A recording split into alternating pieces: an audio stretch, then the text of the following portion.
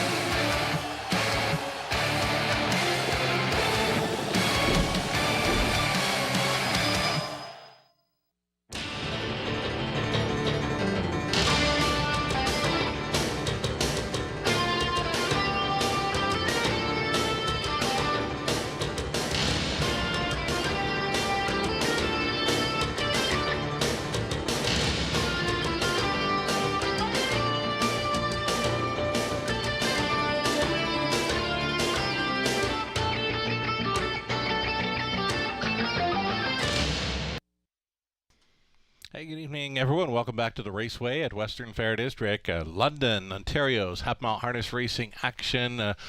Another beautiful fall day here in the Forest City of Ontario. It's like summer. It's like a warm August day out there. And currently 19 Celsius, 67 Fahrenheit.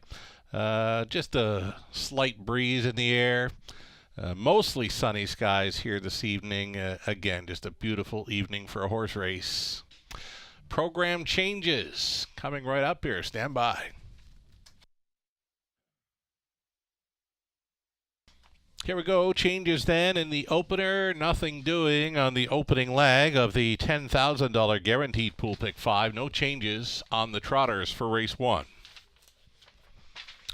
In race 2, a scratch of number 2, Wine Delight. Number 2 came out. The 5, Check with Vivian. Make the driver Dan Clements. And the 7, Southfield Star. The ownership line should read Colin Densley Burrows. Colin Densley Burrows now owning number 7, Southfield Star in race number 2. Third race. Race number 3, a driver change. No Colin Kelly tonight. Travis Henry will be on the 8, Woodmere Denver, in the 3rd. Race 4 is clear. Race 5 is the early high 5 opportunity. No changes on that group of 8 on the pace. Race number 6, opening leg of the late pick 5. Needing a driver for the 5, Lion Zephyr. Lion Zephyr needing a driver. Number 5 in race 6. Race number 7, again, driver TBA for number 3, Pray and Hustle. 8th race, Trotters is clear. 9th race, wide open 9th event of the pace, no changes. 10th and final, the super high 5 finale, needing a driver for 6, Maddie's Credit. Number 6 in race 10, driver TBA. That's what I have for changes thus far. When we get the driver updates, we'll be passing them right along. Again, fast and dry conditions for this evening's race card. A warm, sunny evening for horse racing here in London. Taking a short break right now. We'll come back with a whole lot more, including Robert Reed Jr. Joining us remotely for tonight's broadcast. We'll have some ticket ideas for the Pick 5. We'll be catching up following the break. Lots more to come. Stick around.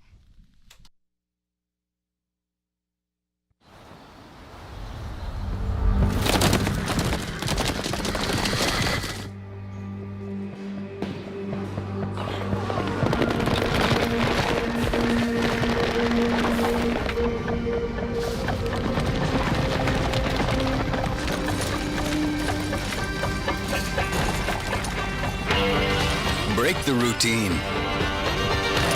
Start today at OntarioRacing.com.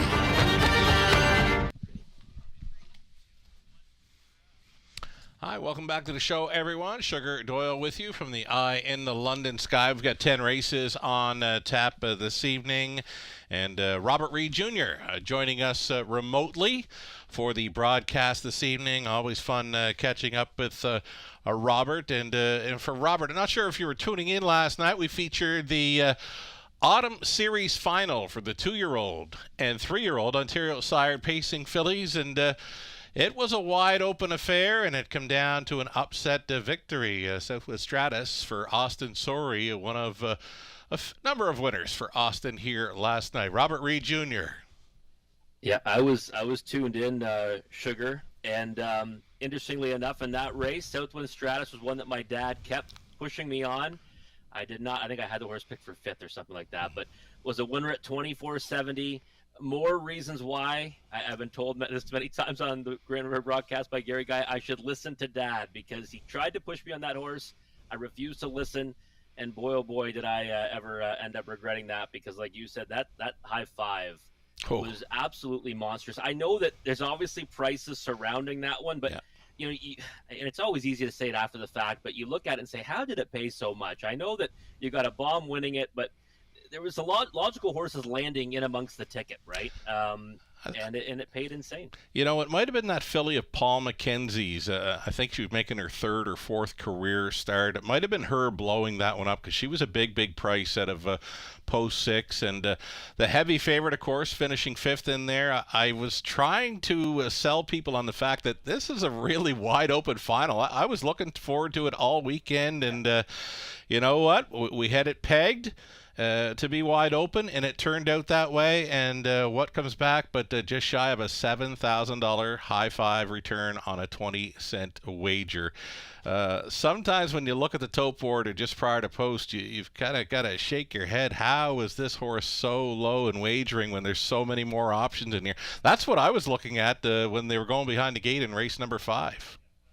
Yeah, it was one of those. Again, when the money's down in the final, right? I mean, everyone's bringing their A game at that point. Posts, obviously they still matter, but they don't matter as much. And we're going to see a lot of horses leave out of there and try to get forwardly placed. So I thought it was a great race, exciting race, like you mentioned. I'm a Karen. Yeah, that's the horse that actually made the ticket, of course. That's the one. I sent that horse's name to one of my group chats because they all say that I'm can be a bit of a Karen when it comes to customer service. I don't know if you know what that means, but I'm sure you do, Sugar. And so on a hunch play, I should have had that one on my ticket. Sure thing. You know what? Another beautiful fall day here in London. It's just like summer here, Robert. It's fantastic to see when I know they're getting the winter conditions out in Western Canada. We've got some Pick 5 tickets to tackle here in race number 1. Right off the bat, $10,000 guaranteed pool. Low take. We're going to bring up some ticket ideas here right now. I looked at your ticket and I looked at mine. We're pretty close. I know I'm spending a little more, but I want this one. The opening leg using Run Like Hill, the Boss Man, who many are going to, and the trailing spot 8 for the Great Reset, trying to rebound in there. Second race for me, the scratch of number 2, Wine Delight. So I'm cutting it back to Little Stitches. And a check with Vivian, 3 and 5 for me in race 2. My single, the 4 Carson Star Choice for me. That one is absolutely jumping off the page in the 3rd. Likely another single for many in there. I went deep here in race number 4, though I did go back and look at a bunch of replays in London for the 3 Sweet Cheeses, and I might be thinking to myself, maybe I should have keyed that one up too. Number 3, Sweet Cheese Us for Garrett Rooney's lifetime mark of 57 and 2 here in London back in May. But you know what? Why not? We'll throw 5 at them there in the 4th race, and in the 5th and final leg, we're going to use the 1, 2, 3, and 7 on the pace. Robert Reid Jr., your best shot at an early Pick 5 in London. Let's do it. And we're in the same neighborhood. Sure, you know what? We don't get to see each other's tickets, by the way. That's the thing, right? People may think, we converse about it. We work on it together. We don't. No. I singled the Boss Man in the opening leg. Love the way he finished his mile last time. Now getting back into regular rotation. Second start, Steve Boston signed me up. I just really love the way he finished last time. I think we're going to see him forwardly placed tonight. And then just a 3 and 5 in the second race. Now, look, it's tricky now, right? And the Wine Delight, I think, was going to be a single for many. I really do. J.K.'s Henry was a winner last night. That was my best bet of the card last night. You love that one, too. Sure thing. Second place of that one in the qualifier. We know tons of action coming for Wine Delight. It's kind of wide open now, but I didn't want to break the bank just too deep with the 3 and 5. Sure. Singled up on the 4, Carson Star Choice. It was either a use a bunch of them or single that one. Huge drop in class. Maybe you wonder, well, why the big drop in class and getting tagged for that condition claimer. But I was just going to say, you know what? It's such a big drop. Angle that I love. First time the condition claimer. We're going to jump on that one's bandwagon, a single there. I do agree with you in race 4. Sweet Jesus might be a single. 2, 3, 4, and 5 for me. Money leg, just the 1 and 3. Doc's Rock was great last time. Drinking Buddy was making a nice move. We made a break, but they're coming on the track already, Sugar. So we'll come back and take a look at race 1 after the post parade. Just like that, we are diving right into a Tuesday evening at the Raceway at Western Fair District. We've got 10 dashes on tap. We've got trotters to start things up. We've got Tyler Borth listed on this 6-5 favorite, stepping out on a post parade here shortly. Stand by.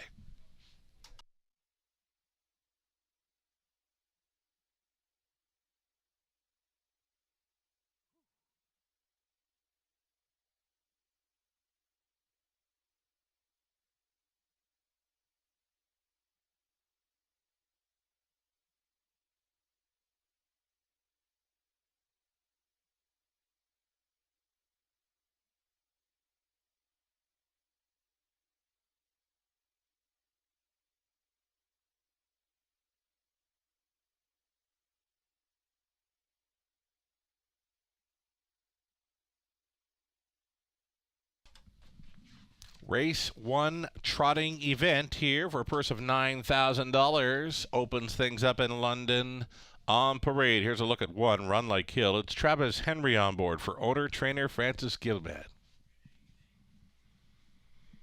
At a post 2, Dennis Duford owning and driving for All You Know, conditioned by Ashley Duford.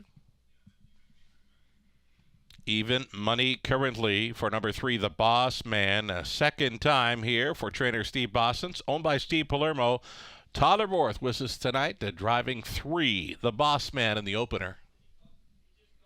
Number 4, Rose Run Why Not, Scott Ray for Brian and Stuart Lawrence. Brian training. And then the 5, What Can I Say? The return to the races for the 12-year-old, owned by Ashley Bako, Lori Bako training, Scott Bako on board to drive.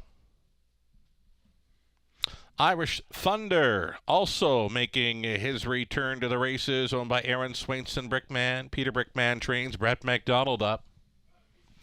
7 outside for Global News for owner-trainer Angie Carroll, Garrett Rooney. And a trailing spot for 8, The Great Reset, trying for some rebound action in here. Lorne House, Chantal Roos sharing the ownership with Lorne, training and driving. Those are your starters. 7 on gate plus the trailer for 8 trotters. Race 1, Exactor, try.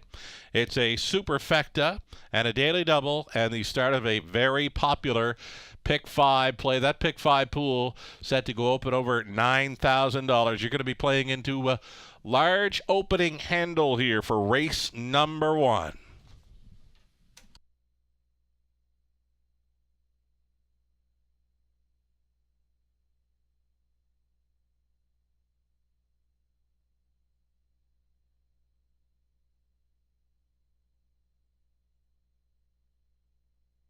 Alrighty, down on track. We're looking at the 3, The Boss Man, making the second start over London, closing up well to be second best in the latest. Steve Bossens, that was first time for Steve, and now for Steve Palermo of Etobicoke.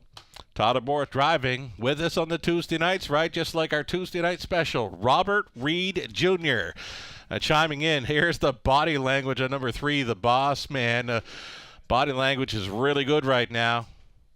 Yeah, it sure is. And, you know, yeah, we said Tyler Borth is the Tuesday night special, and I'm like the, I don't know, like the side plate, right? Tuesday nights, because when Tyler's in town, listen, that's he's the one we want to see on Tuesdays. And look, I thought this horse raced fantastic, all things considered, last time. You know, one of those ones that, you know, kind of got away well off the gate, get shuffled back. And then you're wondering, is he going to come forward with authority on the end of the mile? Well, he couldn't stay with J-Port High Class. I think we'll both agree, though, Sugar. That one on his A game is a preferred type, and he brought his A game off the bench. He raced really well. He was strong to the wire. Indeed. But the Boss Man kind of found his best gear after the race was over. and he moved into second. And I think, that regular rotation is what's going to really help him. Second start out of the Barney Boston, second start Tyler Borthe. I knew he'd take a lot of support here, and that's why I singled him in the first leg here of the pick 5. Yeah, you know what? He's been hovering lately around even money, but I could honestly see this horse going away at the 3 to 5 tonight. Showed some sharp gate leaving from post 6 to settle down into third, 29-1 for the opening quarter, and solid throughout. And that was after missing a little more than 3 weeks of racing action. So as you mentioned, back on the weekly rotation, a second time for Boston's. This one says go all over it as we go inside of 2 minutes. Yeah, absolutely. All right, another one you got pegged here. The one, Run Like Hill, Rail Advantage, sub 2 minute speed, all through the program lines here. But of course, I mentioned it a number of times. I'll mention it here. Flamborough is quicker than London, so if you're seeing 58, 59 there, you can expect more like 2 minutes here. Let's talk up Run Like Hill going out for Guillemette. Yeah, and I don't know if the pole position helps him as much because he's not one that's particularly speedy off the gate. And he does have a little bit of tactical speed, but one that usually likes to attack him in the middle parts of the mile. Right. And it's interesting. Like, if you don't like the short price in the Boss Man, you can't go wrong with 3 to 1 and Run Like Hill because these are kind of his people, right? Mm-hmm. Like, he's in the right group for him to get the job done. You can see that he hits the board with incredible frequency. And when he, races at his best, he's one that's a fringe preferred type as well. So, I thought that they'd be closer in odds right now. More so maybe that he'd be, 2 to 1 and the Boss Man would be even money. The discrepancy makes me think, okay, I could see a play on Run Like Hill for a win ticket, but I don't have him in my pick 5 ticket. But again, is he a good use in here? Probably. He'd be the one I'd go to if you're trying to beat the favorite. Less than a minute for wagers on the pick 5, swelling right up and on over $12,000 here in the opener. Low take, of course. Number 8, the Great Reset, 5 to 2 currently. I would like a little bit more than 5 to 2 current odds, and this horse would rather leave with his nose on gate, I'm sure. Yeah, he's the fastest horse, one of the fastest horses I've seen, I think, off the gate for like immediate speed. Problem is, can't use that tonight from the trailing post. Gets to follow a good one out, but as we mentioned, not one that has a tremendous amount of gate speed. And he's coming off a break, trailing post. Yeah. I mean, there's a lot of things not to like, other than the fact that he was 30 cents to the dollar last time. He's 5 to 2 this time, but we both thought he was overbet last time. So sure did. I think that you're right, Sugar. I think you need to demand better than 5 to 2. I don't know. 7 to 2, 4 to 1. Top priority. Yeah, exactly. Maybe even more than that. Sure. But maybe the sign that the fact he's taking money is a good sign. But again, I just don't see how this trip works out for him. Again, is he good enough to win this race? Absolutely. I just don't think that tonight's the night I'd be taking a stand on him at that price. 1, 3, and 8 are taking all the action. Number 2, For All You Know, for the Dufords, 12 to 1 currently. Here's a big bomber in number 7, Global News. Double digits on the remainder of the field outside of 1, 3, and 8. Is anything else catching your eye in here possibly for an upset factor? I don't know about that. Yeah, it's tricky, right? That's the end of it. It's tricky. Loaded question, right? The horse that I kind of was looking at, I guess, when I was going over this race was the 6 Irish Thunder. Okay. Just because, racing off the bench, the qualifier is a good one. And again, he's one that's certainly done against this level of company, yes, if not better, right? So post is not ideal. And the fact that he's been off a lot of times, not ideal. But when they kind of, go out there and, 201 over Flam in a winning qualifier is not the worst thing in the world to take a shot on him off of. One that's probably better to watch for next time. Sure. But I kind of kept trying to come back to him for a piece, knowing that he'd be double digits.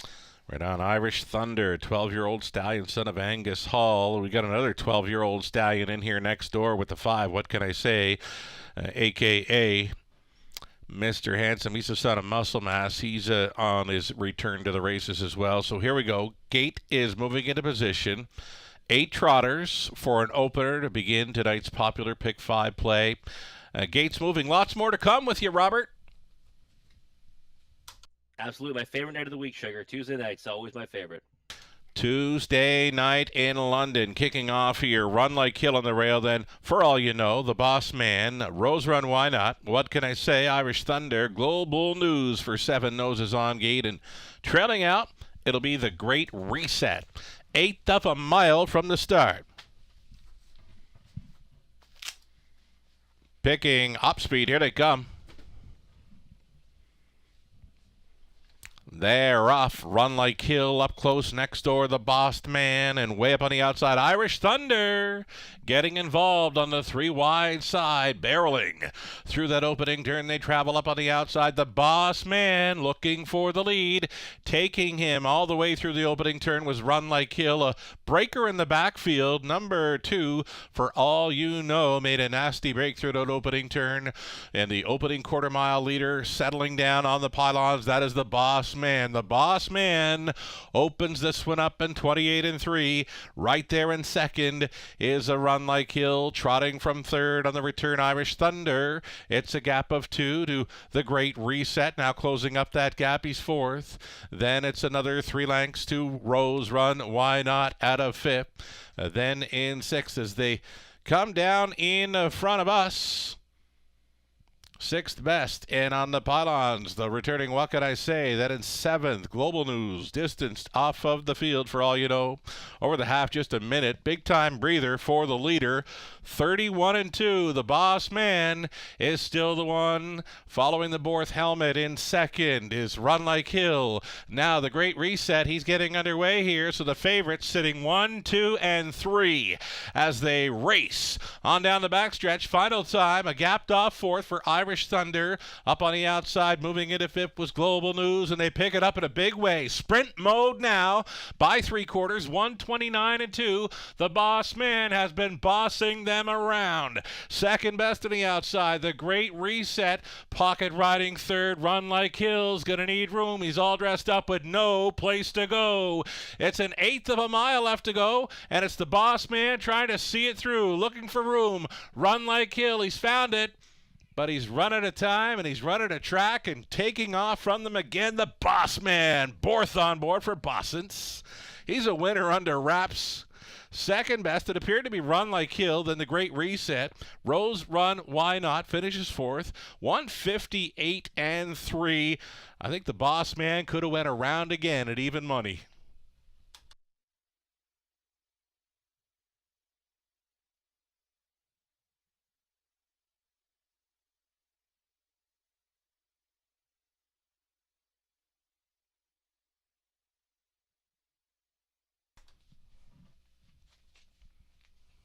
That's a pretty swell opener, over 90,000 in handle on race 1. Even money favorite, the Bossed Man, starting things up here. The pick 5 pool containing just shy of $25,000.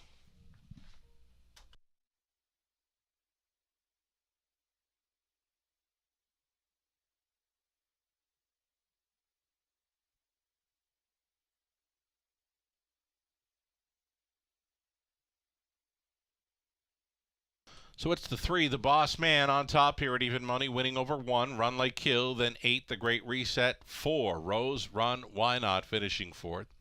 3-1-8-4, it's unofficial.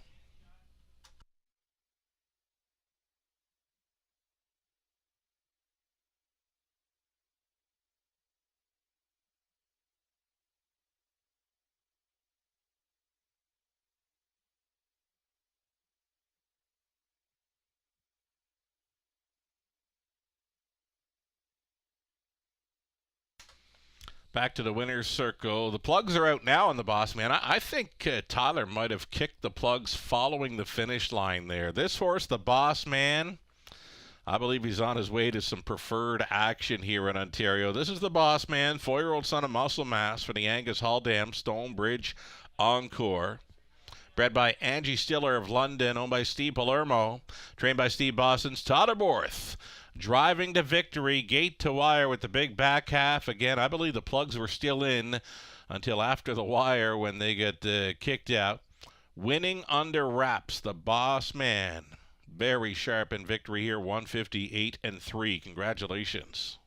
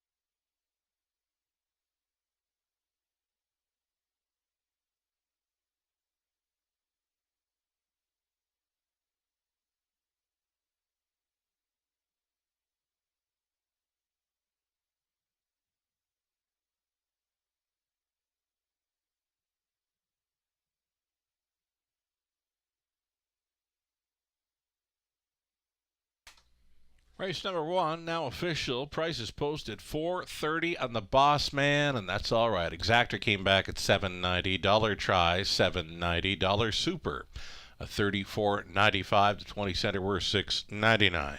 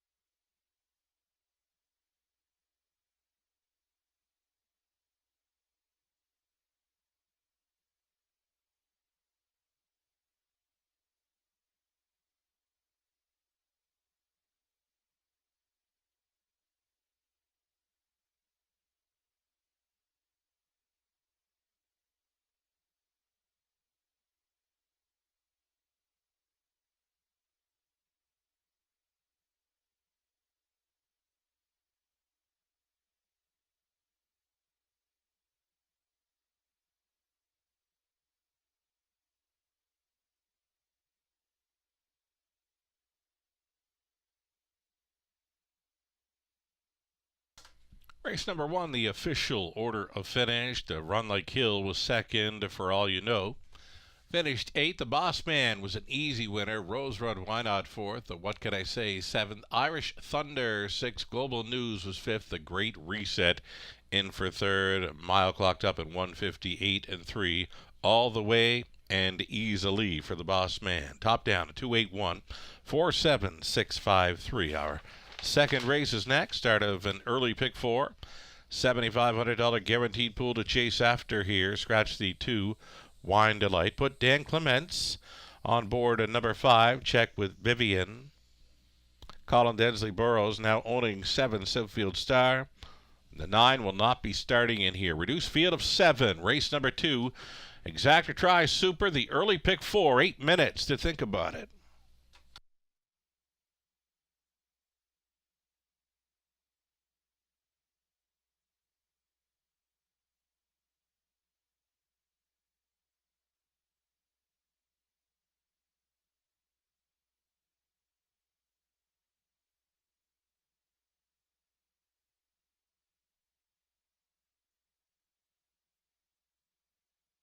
Getting a look at the double will pays there. Favorites to complete it were the 3, Little Stitious, and the 5, Check with Vivian, and some pretty good prices on the remainder of the field here for the second half of the double. 7 minutes to post time.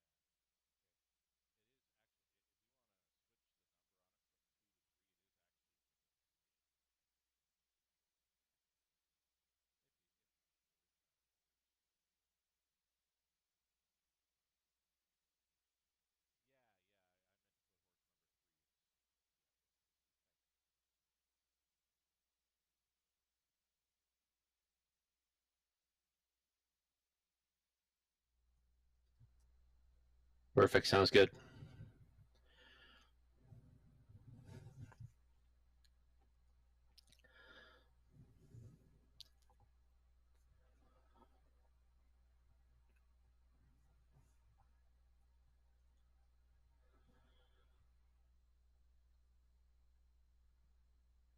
The Boss Man was the boss throughout as the even money favorite in the opening dash on the card, and paid a little more than Sugar and I expected at even money. Thought he dropped down to 3 to 5, Sugar? But he stayed up there. Yeah. I honestly thought he'd go to 3 to 5 because he was looking so good. And how about the finish of him? I don't know if you caught it. I thought I caught Tyler kicking the plugs following the finish line, and I mean he was wrapped up if I've ever seen a horse wrapped up at the finish.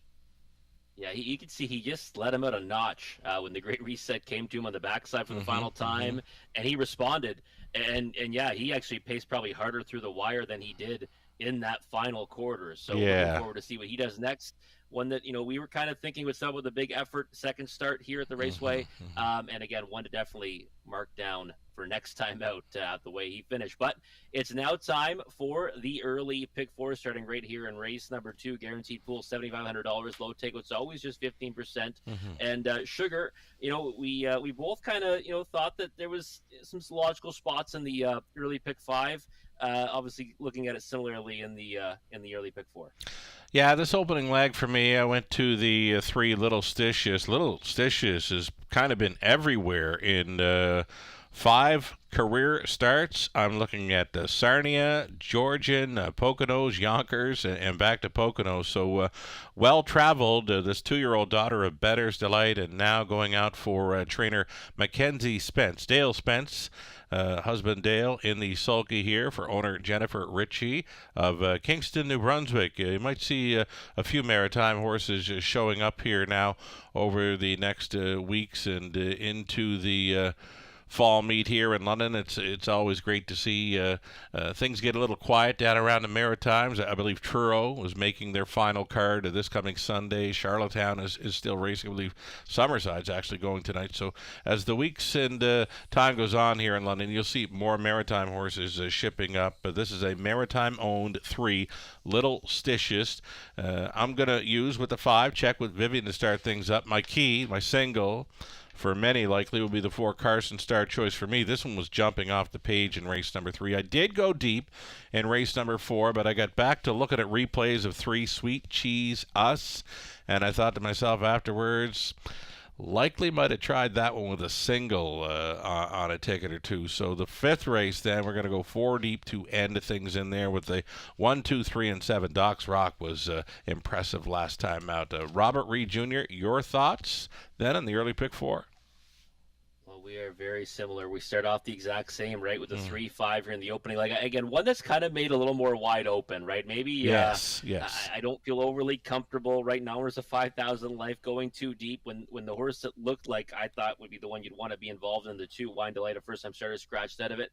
But again, I'm with you. 3 and 5 here in the opening leg, and Little Stitious, I think, it can just kind of come back to some of those previous races, even though not winning them, not even hitting the board, that speed might be good enough to get the job done. Right now, 5-2. I agree. In the 3rd race, it was Carson Star Choice or anybody. Yeah. And I went the route of just singling that one because, like you said, jumping off the page, getting down to the condition claiming ranks, and has been facing horses that would be 1-9 against that group. Right. And he should be the boss in there. Race 4, Sweet Jesus might be that single. Second start back after a layoff, a lot of boxes being ticked. I went 4 deep, though, with the 2, 3, 4, and 5. Jules Diamond Eyes kind of catches my attention because was so dominant in those races at Grand River. Obviously kind of had a bit of a step back in the race at Flamborough Downs, but had missed a bit of time between starts. So wondering if getting back to more of a regular schedule will help that one out. And then the last leg, just the 1 and 3. Doc's Rock was so good last time with Tyler Borth aboard. Now get pole position, should be blasting out of there from that starting spot.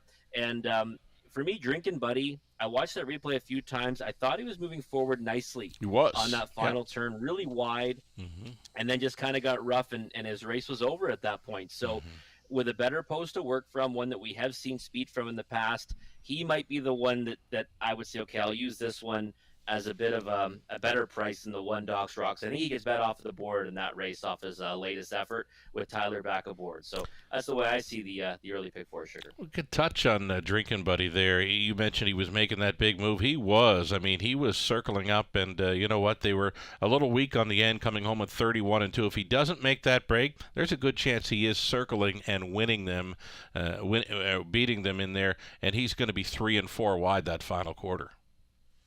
Yeah, and the thing is, too, is when you go back and look at it, like you said, making that big move, and then you say, you know what, he took support in that effort. He won the start before that at Flamborough Downs as a 7-5 favorite. Now you get a better post to work from. Obviously, Travis Henry knows his way around this oval, and there's just a lot of kind of things that are going in his direction other than the miscue last time, which I don't really think is something that he did as something he's going to do on a regular basis. It was just situationally, right? He was really wide and coming forward with a lot of momentum.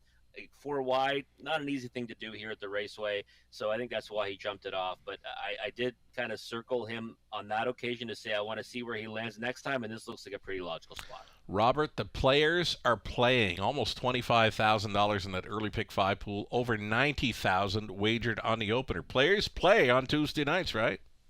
That's what we like to see. Yeah, that's right. Come and play often on Tuesday nights at the Raceway. Right on. Getting set for a post parade on the pace for race number 2 of 10, the scratch of 2. Dan Clements driving 5.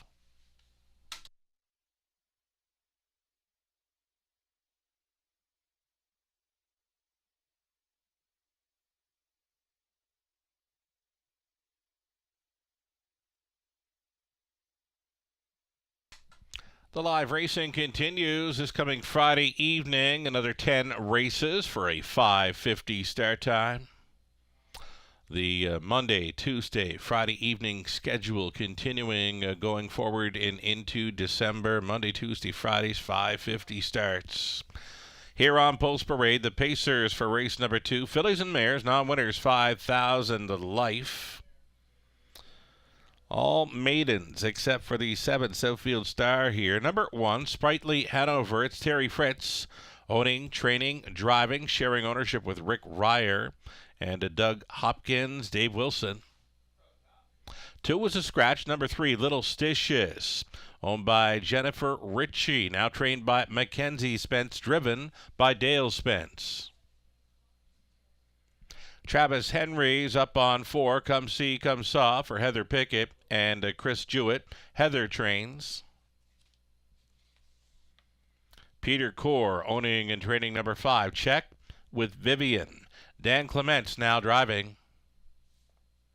First-time starter here at a post 6. Love the name, Red Trans Am. It's Rebecca Williamson, the owner-breeder. Lori LePage training. Anthony Hahn up. 7 outside, shipping up from the Maritimes. Southfield Star, now owned by Colin Densley Burrows. Trained and driven by Nick Stewart. You're looking at the 8. That is Bridount Lippenoff. That is a first-time starter, the daughter of All Bets Off. For owners, breeders, Bridount Farms, Inc. of Clinton. James Dean training. Nick Boyd is in the driver's seat. 7 Pacers. 4 race 2, an exactor try, Superfecta, the opening leg of an early pick 4. Here's another $7,500 guaranteed pool to be chasing after here in race number 2. A top selection for Robert. We're looking at it. Number 3, Little Stitious, this well-traveled daughter of Bettor's Delight, has kind of been everywhere. It's been here in Ontario, then south of the border, now back in Ontario for New Connections. Yeah, new connections, and I hope they're getting some travel miles there, right? I mean, geez, that's it's a lot of movement, right? From starting up here, then hitting multiple venues in multiple states south of the border.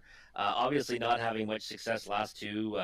Walked away empty-handed. But those are obviously tough spots, right? Now winners won at Yonkers. Now winners have won at Pocono Downs. Outside draws too in those races, and started off in the OSS Grassroots program. Right, Sarnia got a piece of it in there. Got beat by a wide margin, though, to greatest pleasure. So, for me, I'll be honest, this race kind of gave me fits in the sense that I kind of liked Wine Delight, as we talked about earlier. Sure. Finishing second in that qualifier to J. Case Henry, who we saw win last night, and then after that, I kind of struggled and landed on this one just because. Experience with those 5 starts, obviously well traveled, and has had to hook some pretty decent horses along the way, right? Probably tougher than what she's got to face tonight. But other than that, I mean, again, it's hard to really get behind One Sugar when they're getting beat by margin, and we don't know what they really are, right? Right. The times are kind of irrelevant until we see them go out there in front of it. But I do think she looks pretty good on the track. I like the connections, obviously. We certainly see them win races, and I think this one has a big chance.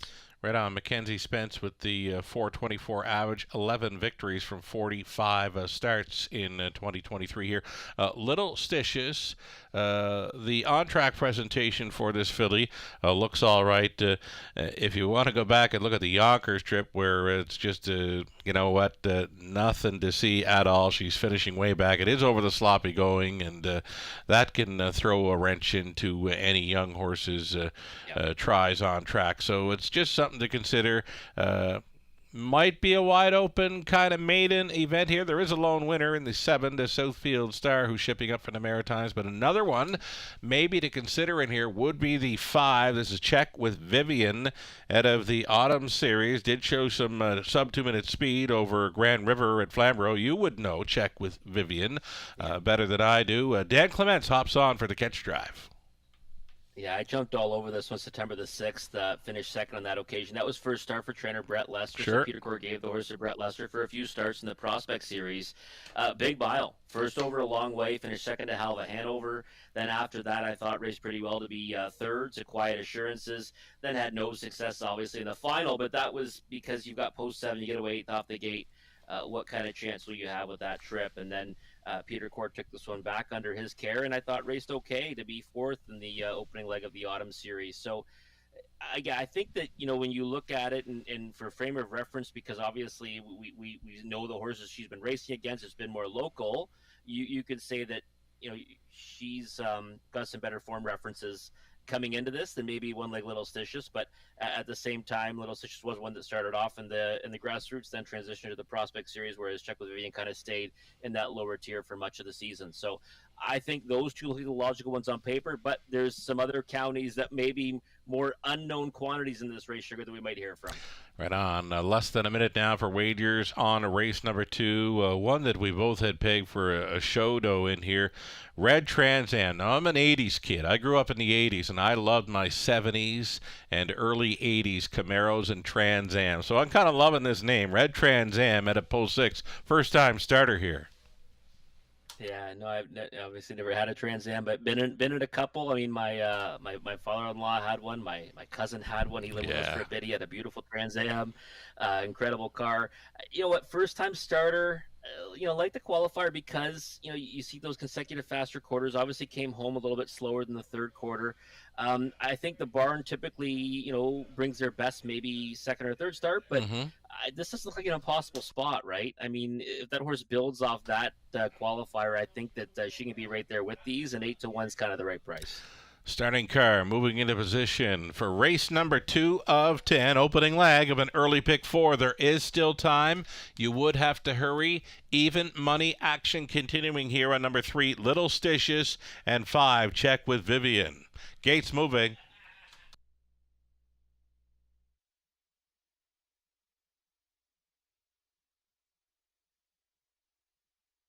In behind, Sprightly Hanover, then Little Stitches, Come See, Come Saw.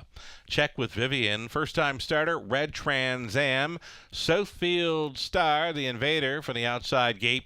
Trailing out another first timer and Bry down, Lippin off. 7, Pacing, Fillies and Mares into the stretch.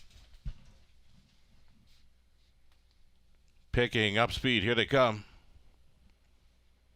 And away they go. First to show, Check with Vivian. Came off the car first for Clements, pocketing up in second. Little Stitches to a break. Little Stitches got bumpy gated into the opening turn. She's down into the safety lane. They're all still up and all still in it and will give chase to the pace setter.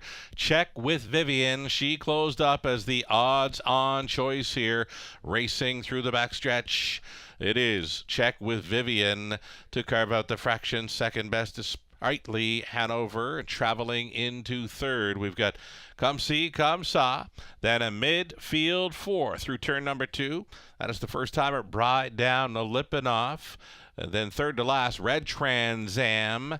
Then it was Southfield Star and the earliest breaker, Little Stitches. Trailing the field about 20 lengths off the leader. The quarter mile was 29-4. Check with Vivian. Tippy-tap reminders to remain alert on the front-end mission. The 2-year-old daughter of Big Jim. Check with Vivian. Get over the half and 1:01 She has. Sprightly Hanover tracking in second. And staying with them there in third is Come See, Come Saw. There goes Red Trans Am. Motoring up on the outside at a fifth, at a fourth. Now into third and going forward. Stepping onto the backside. And it's still Check with Vivian. She'll have to deal with Red Trans Am at 6-1. And Anthony Hahn's got her fired up for a final quarter push here. 3/4, 1:31-4. Red Trans Am a neck in front. Check with Vivian is coming back to her. In fact, she's going back to the lead here, bearing out wide, racing greenly on that final turn. Red Trans Am in her first go. Sitting third is Sprightly Hanover off the back end. Come See, Come Saw. Here's the stretch. This is Check with Vivian. Here comes Red Trans Am again. Red Trans Am. Here's Come See, Come Saw. Who's got it? Red Trans Am maybe over Come See, Come Saw. Finishing third, Check with Vivian. Sprightly Hanover 4, 2:02-2, needing a picture.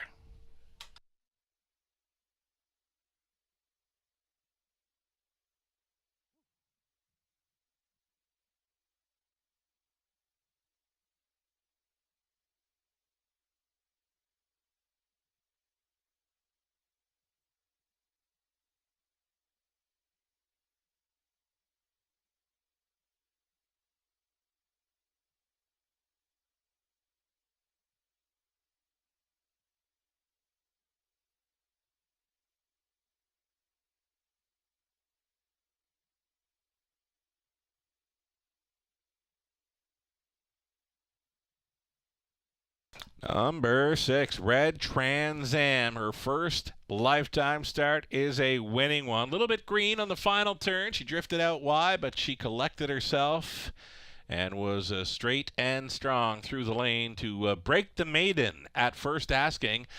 Longest shot on the board, number 4, Come See, Come Saw at 60-1.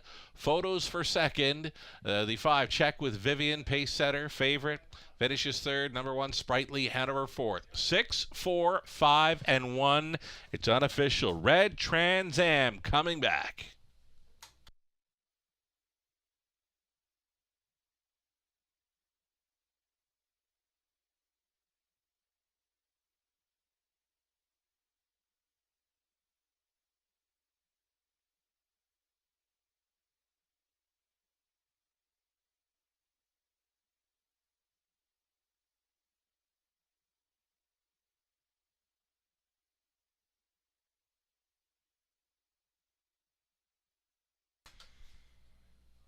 Here she is at first asking, number 6, Red Trans Am, a 2-year-old daughter, Better Than Cheddar from the Badlands Hanover mare. Share the Love. Owned and bred by Rebecca Williamson, trained by Lori LePage. Anthony Hahn on board for this. The maiden victory in 2:02 and 2. Red Trans Am motors up through the final half to break the maiden. Congratulations.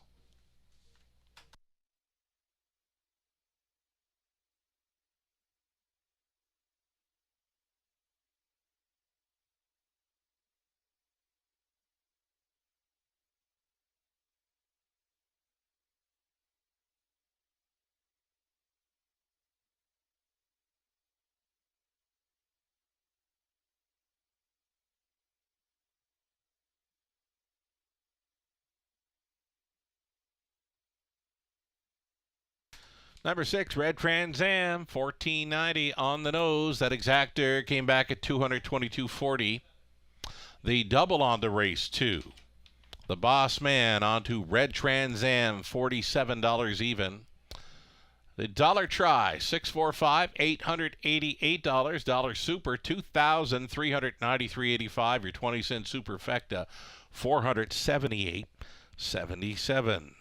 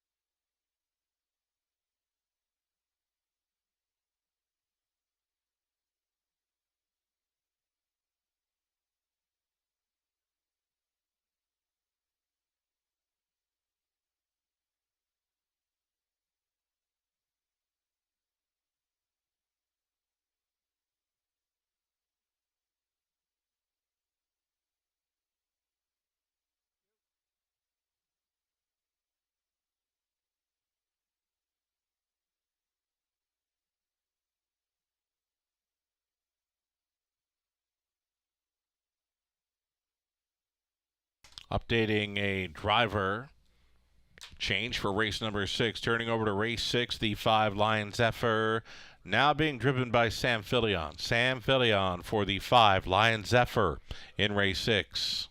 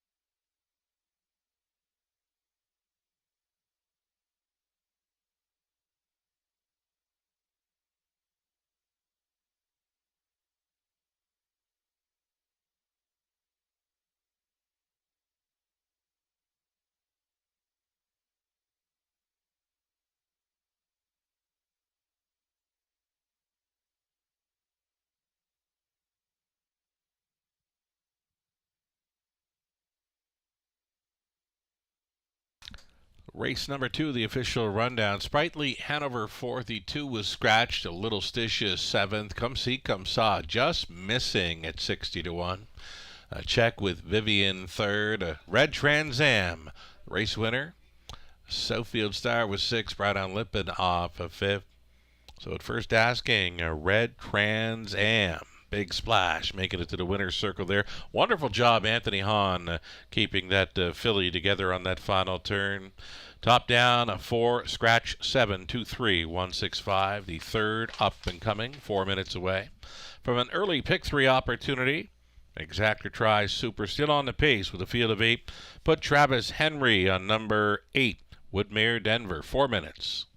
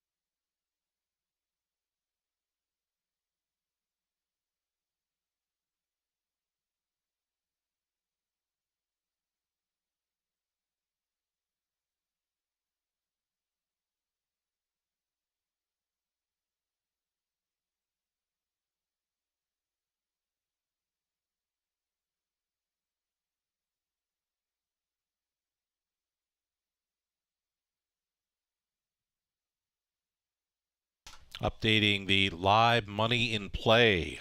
And a sharp drop following the victory by 6-1 shot. Red Trans Am at first asking. She's leaving $745 live and in play from the pick 5 pool of $24,751. As far as the pick 4 goes here in London, pick 4 contained $8,406 and remaining in play $810.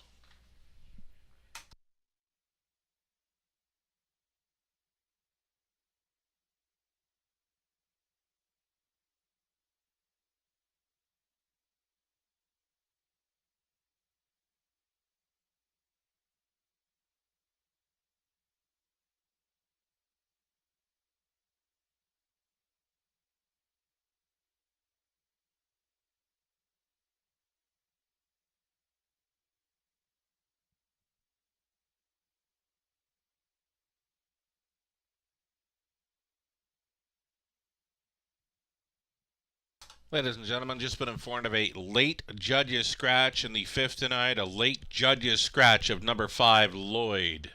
In the fifth race, the late scratch just in. Judges scratch of 5, Lloyd from the fifth.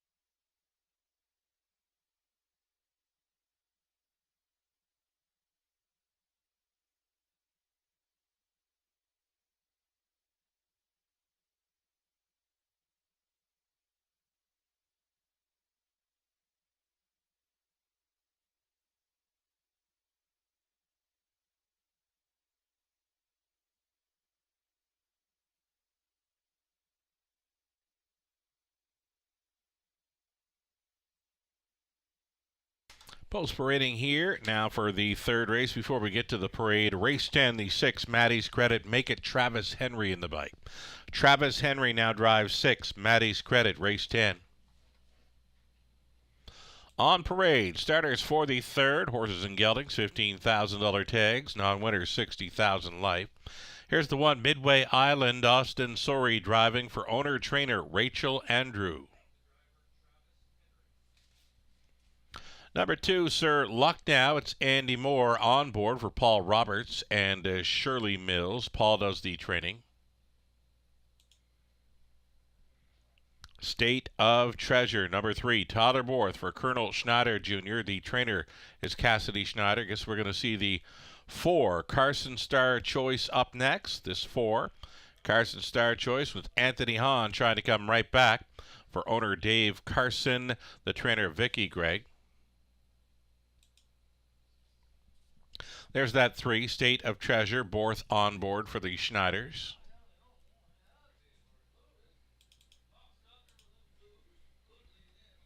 More to look at here. Field of 8 on the pace for the third race. Exactor Try, Super Pick 3. There's that 4, Carson Star Choice. Heavy favorite right now at 2-5.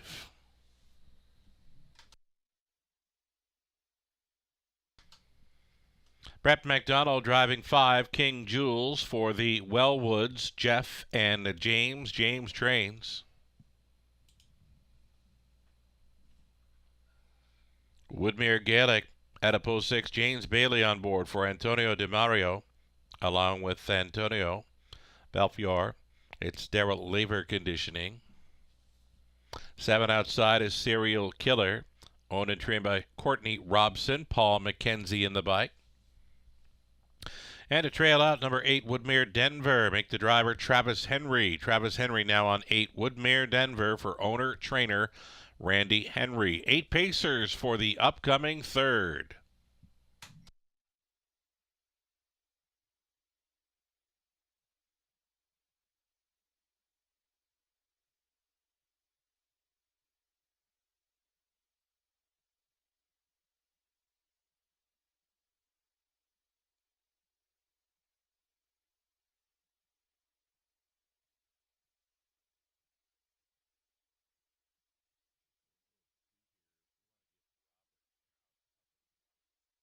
Alrighty, Robert Reed Jr. joining us for the Tuesday night broadcast remotely. Here's a look at the 4, Carson Star Choice.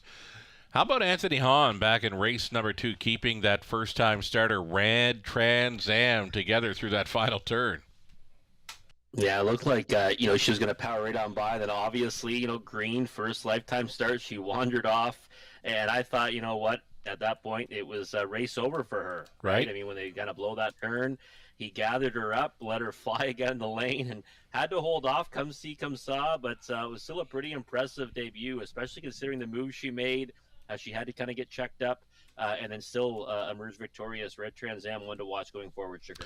Right on. And even the 60-1 Bomber coming into play. Come see, come saw. Boy, would that one have shaken things up. There was a sharp drop in the live money regardless, but if that 60-1 Bomber comes on through in that win photo, wow, we'd be looking at some pretty massive payouts with a favorite to start it onto a 60-1 Bomber. Yeah. Exactly. Yeah, one that I didn't see coming in there. Come see, come saw. But you know what? Almost got there. And in fact, I thought she was going by. And then Red Trans Am kind of just had enough to hold her off. But yeah, that would have thrown a monkey wrench into everything in the pick 5, the pick 4, and who knows, might have set us up for a carryover there, a couple of prices. Well, you know, the more we talked about race number 2, it could have been setting up for that all button, right? And that'd be the only way you'd have that 4, come see, come saw, involved in that leg 2 of the pick 5 play. Others to think about here in the third race. Number 5, King Jules, Brett McDonald, knows this horse well. First and second in the last 2 here in London. 7-2 right now, co-second choice.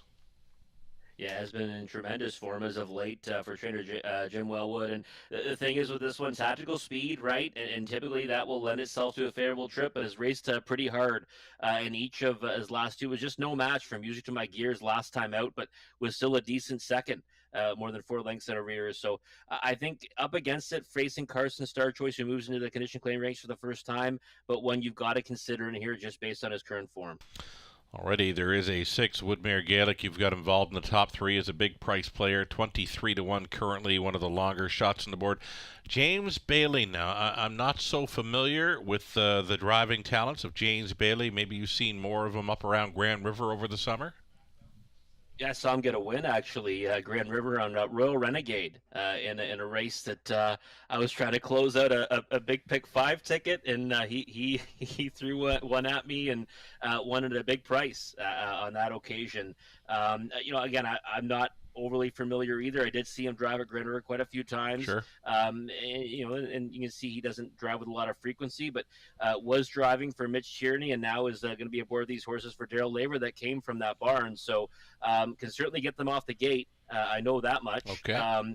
And one like Woodmere Gaelic, that might be the game plan right from post 6. So 25-1.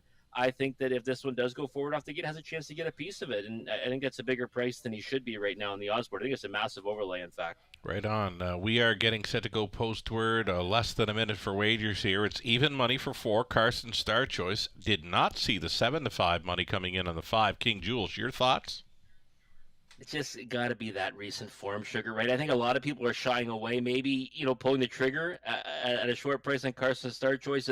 The thing is, right, Tricky Post kind of scattered in his form and much, much tougher horses. What would Crazy World, Dalhousie, Doc's Philly Cheese, Head Honcho, go on and on through his form? What would they do to this group, right? And again, this time of year, we see horses get put into these condition claimers for the first time because you're going to lose that allowance, right? Right. A 4-year-old going to lose that allowance at the end of the year.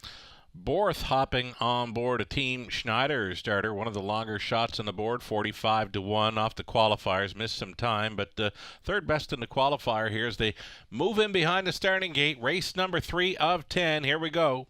Midway Island on the inside, and Sir Luck Now, State of Treasure, Carson Star Choice, King Jules, Woodmere Gaelic, Serial Killer for 7 noses on gate, 1 late, that is Woodmere Denver. A 16th out, here they come. They're off. King Jules with the good early speed, leaving sharply for Brett McDonald. Midway Island along the inside to be second. Up in a trending spot to try to make third. Here is Woodmere Denver. Backing off into 4th, Sir Luck Now. Settling in for 5th in the early going, Carson Star Choice, who took the late action, dropped into 1-5. Single file in the early going here.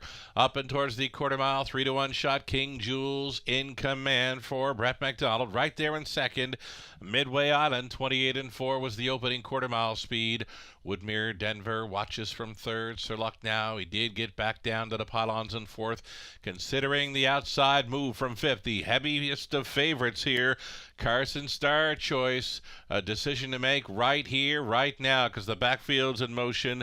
Serial Killer came off the back end for Paul McKenzie. Then it's back to State of Treasure. The trailer moving out was Woodmere Gaelic. Pairing up now on the half-mile approach, going by that station. King Jules was there in just a minute flat.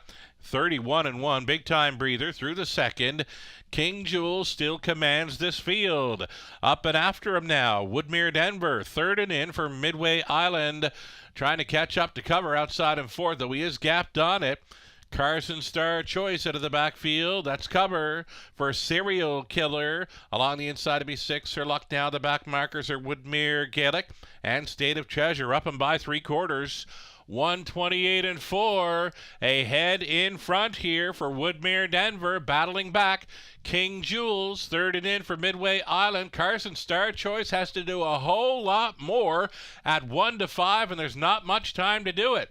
Into the stretch they travel. Woodmere Denver. Upset in the making here. Woodmere Denver, a clear leader in deep stretch. On for the deuce, maybe Serial Killer. 3 across for that place photo.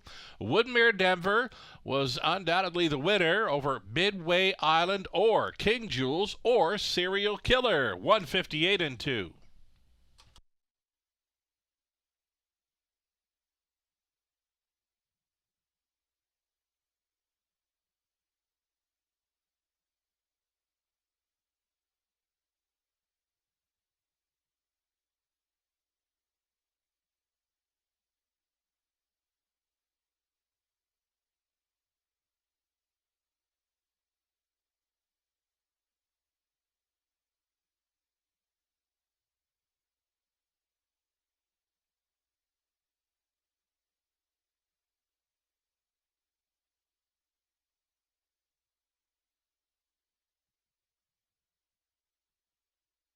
Unofficial winner here, number 8, Woodmere Denver. Woodmere Denver at 12-1 on top. Winning over 7, Serial Killer, another price player there at 9-1. King Jules, the pace setter, stays on for third, finishing third over the 1. Midway Island, a big price player at 30-1. So value all around with the heavy favorite off the ticket here. 8, 7, 5, and 1, your top 4 unofficial.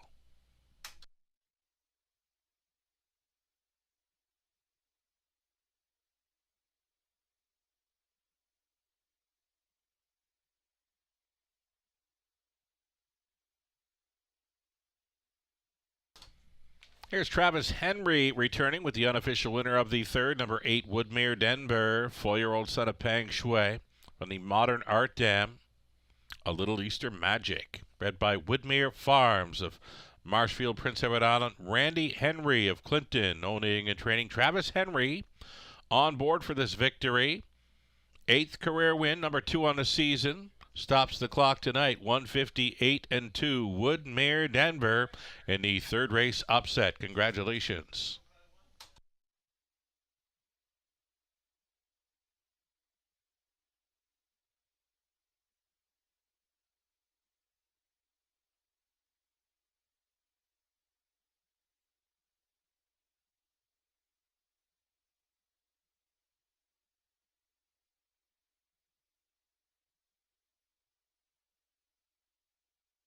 Race number 3, top 4 going official, 8, 7, 5, 1. $26 even on the win price for Woodmere Denver. That exactor came back at $111.40.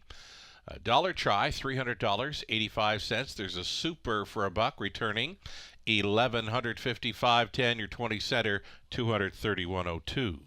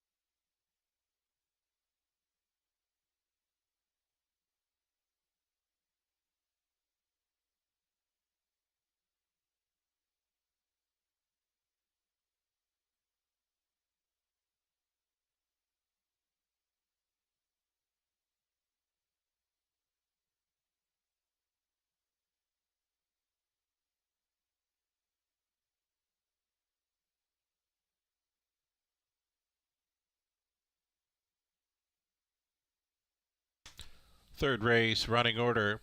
Midway Island finished 4th. Surlock Now 7th. State of Treasure 6th. Carson Star Choice 5th. King Jules 3rd. Woodmere Gaelic 8th. Serial Killer 2nd. Woodmere Denver, the race winner. Again, for the top of 4, 7, 6, 5, 3, 8, 2, and 1. Fourth up next. Still on the pace for it. No changes in the fourth race. Exactor, Try, Superfecta, Daily Double in the fourth. 6 minutes to post time.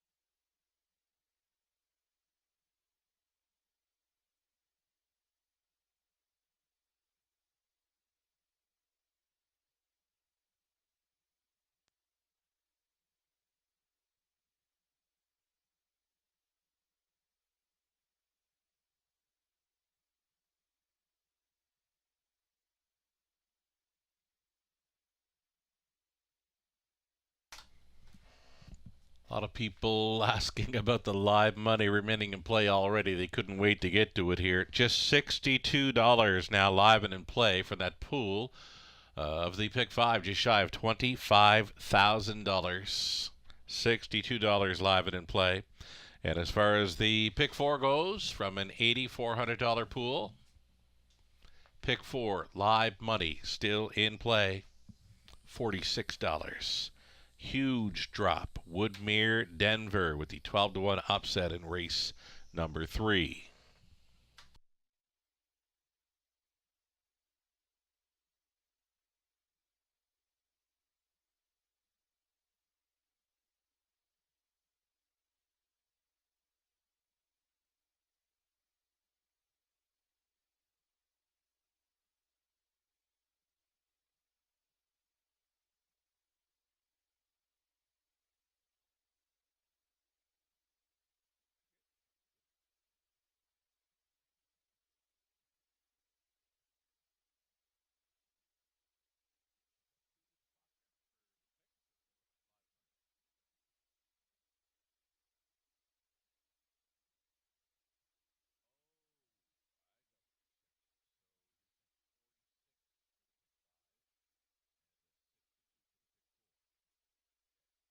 Just getting word from production now, just a slight glitch with posting the live money. The live money is actually reversed here. It's actually 46 now, live and in play from the Pick 5, and then you look at the Pick 4 pool, $62. It'll be $62, I believe, remaining in play for the Pick 4.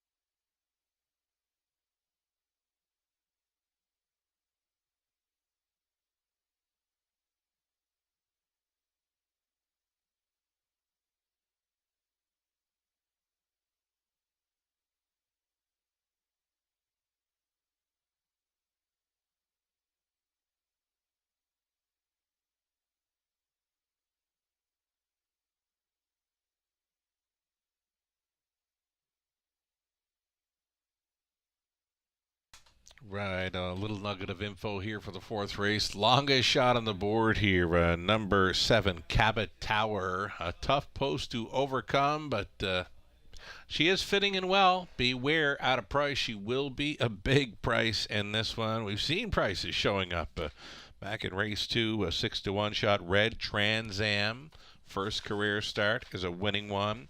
And then the third race, Woodmere Denver at 12-1, for sure throwing a huge wrench into the multi-leg wagers. $62 live and in play from the $8,000 plus pick 4 pool, and now just $46 live and in play from the almost $25,000 pick 5 pool. Best of luck if you're still moving on here to race number 4.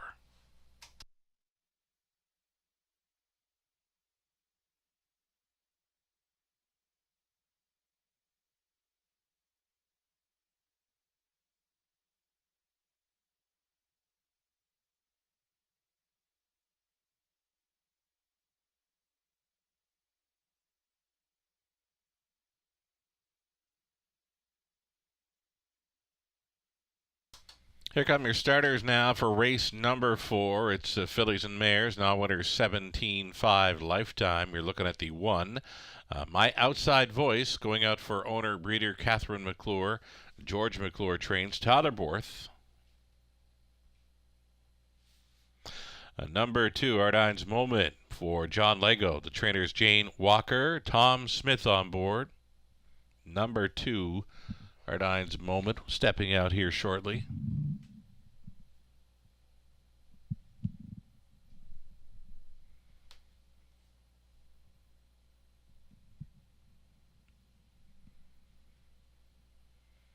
Number 3, it's going to be Sweet Cheese Us. Garrett Rooney driving for Steve Bester, the trainer Catherine Cochran.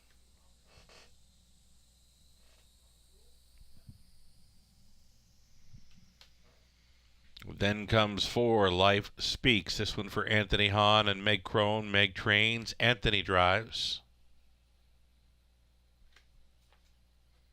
Jewels, Diamond Eyes, from post 5, Rebecca Williamson owning, Lori LePage training, Daryl Thiessen up. Here's 6, 2 across Marion. It's Nick Boyd on board for owner, trainer James Dean.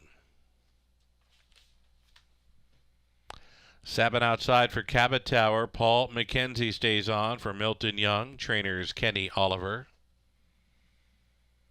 And to complete the field from the trailing spot 8, it's Geminar for owner-trainer Larry Fitzsimmons, Johnny Hahn to do the driving. 8 Pacers, 4th race, Fillies and Mares, Exacta Tri Super, it's a daily double.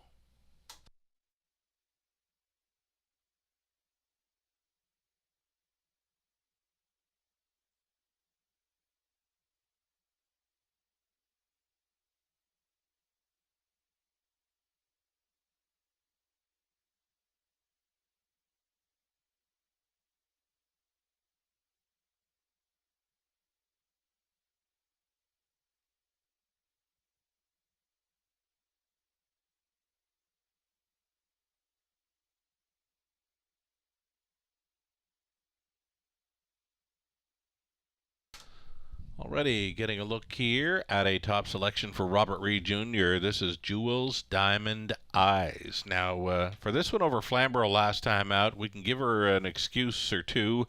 Had missed 3 weeks of racing action prior to that start, and before that, she had a pretty good win streak on the go. Yeah, she sure did, Sugar. She was electric in those victories. I mean, she really was all at Grand River. And the thing is that she did it easy every time.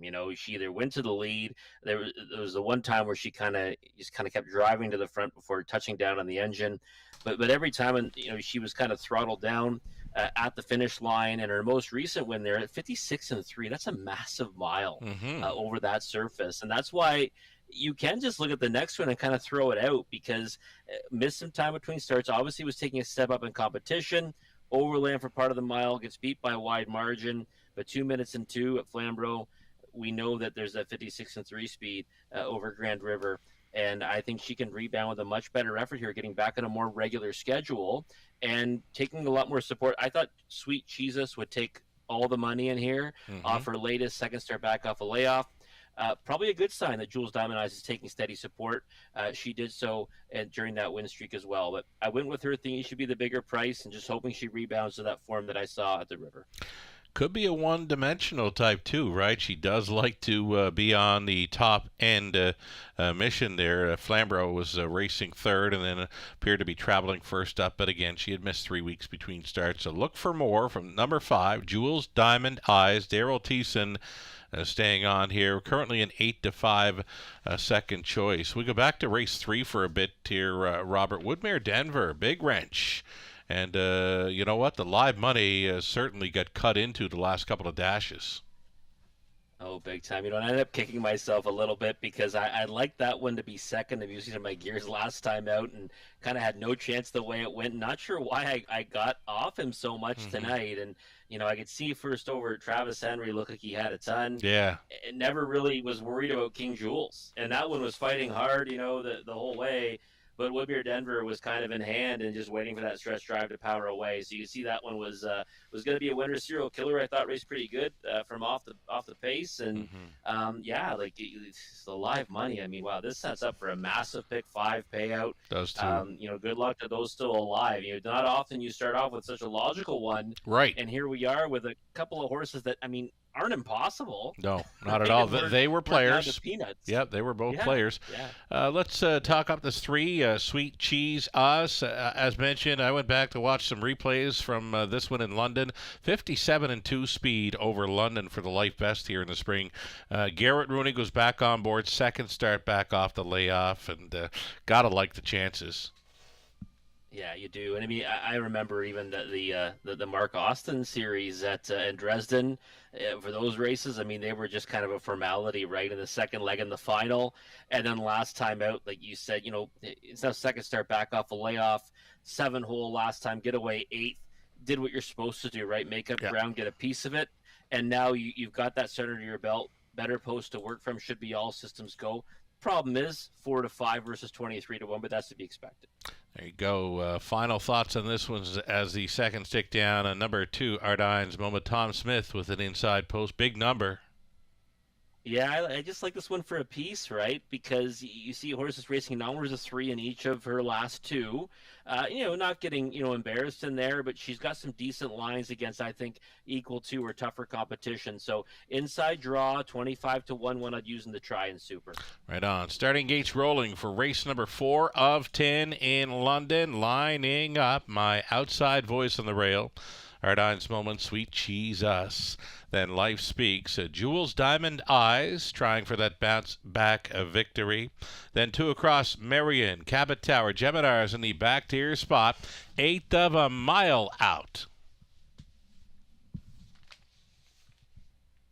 Fillies and Mares pick up speed. Here they come.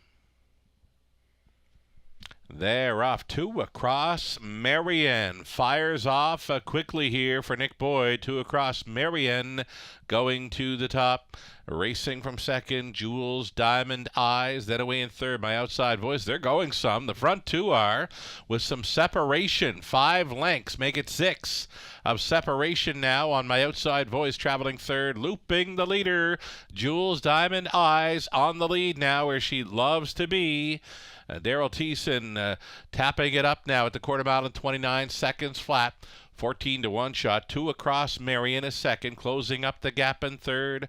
My outside a voice. Traveling into fourth. We've got Ardine's Moment underway at a fifth. There goes Sweet Cheese Us. That'll be cover for Life Speaks. Back markers are Cabot Tower and Geminar pairing up on the half-mile approach.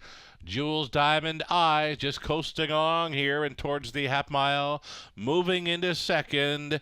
That is Sweet Cheese Us. Then along the inside to be third, the earliest leader, 2 across Marion. Bear Reed fourth for my outside voice. Towed up into it to be fifth was Life Speaks. 101-1. Another breather for a halftime leader in Jules Diamond Eyes to the backside. Sweet Cheese Us working first up here for Rooney. Third and in for 2 across Marion. Gapped on the cover in fourth. Life Speaks still the buried fifth for My Outside Voice, 3/4. They picked it up there at 1:30-3. Jules Diamond Eyes still going forward. Big move off the back end. 3 deep on the outside. Geminar has circled up from last at 30-1, though kicking clear. This is Jules Diamond Eyes into the stretch. 2 across. Marion being roused up now for the drive home. Jules Diamond Eyes almost there. Jules Diamond Eyes all the way for Thiessen. Second best was 2 across Marion. Geminar from last to be third. My Outside Voice finishing fourth in 2 minutes flat.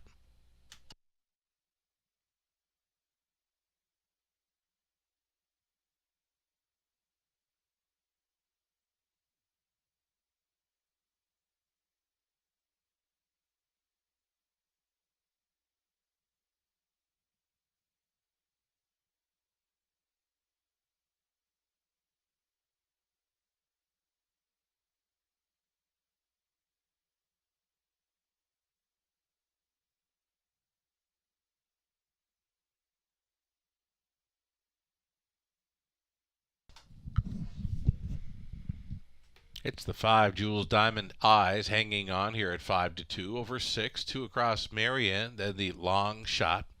Number 8, Geminar in for third. The 1, My Outside Voice, finishes fourth. 5, 6, 8, and 1, your top forwards unofficial.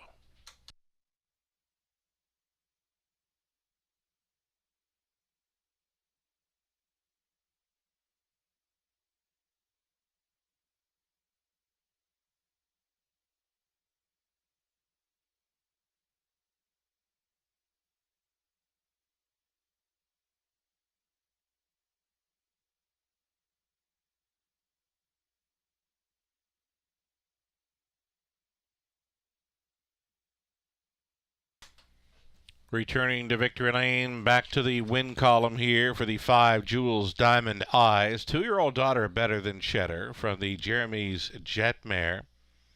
Jeremiah's Jewel.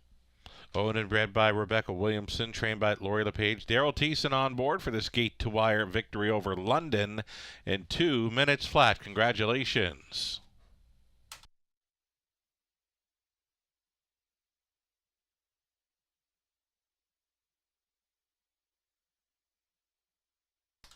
Pair of victories for the winning connections of owner Rebecca Williamson, trainer Lori LePage, after sending Red Trans Am to the winner's circle back in race number 2. There they are in race 4 with the 5, Jules Diamond Eyes.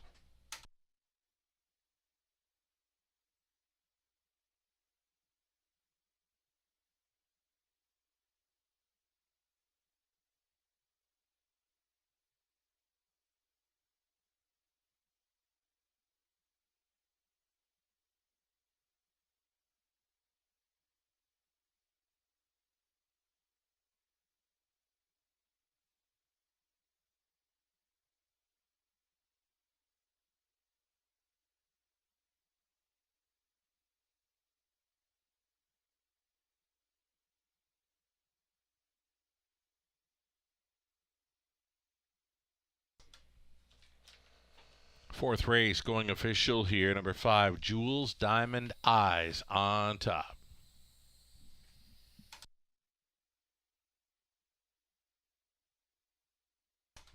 Win price returning $780. That exactor worth a $97.30. Dollar try $442.15. The super for a buck $903.55. 20 center worth a $180.71.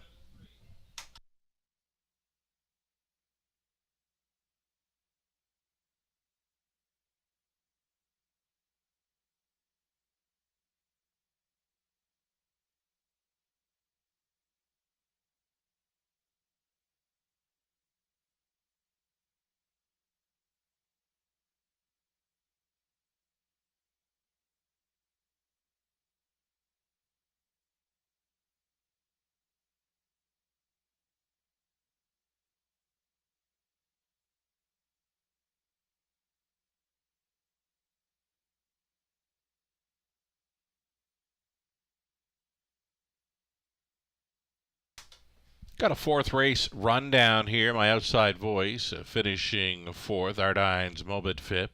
Sweet Cheese Us was 8. Life Speak 6. Jules Diamond Eyes, a gate to wire winner. 2 across Marion, second. Cabot Tower 7. Geminar. Big move from the back to finish third. 2 minutes flat. The victory. Jules Diamond Eyes. Top down. 4, 5, 8, 6, 1, 2, 7, and 3. The fifth up and coming is the early super high five opportunity. A judge's scratch of number 5, Lloyd.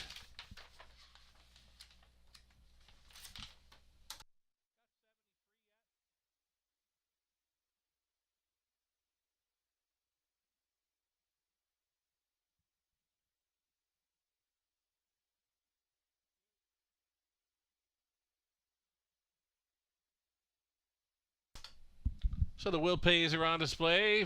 It's the daily double. Pick 3, pick 4, pick 5. Will pays on display. Best of luck to those still going forward. There you see the live money in play. Actually, the will pays on to race number 5 for the pick 5. Favorite to complete it is the 1. Doc's Rock coming back at $1,560.73. That's a 20-cent wager. There's one there for the $10,000 price, another one in there for $15,000 on a 20-cent play. Don't believe there's any live money in play for the horses 4 or 8. Should the 4 or 8 happen to get the job done in race number 5, be a huge pick 5 carryover into race number 6.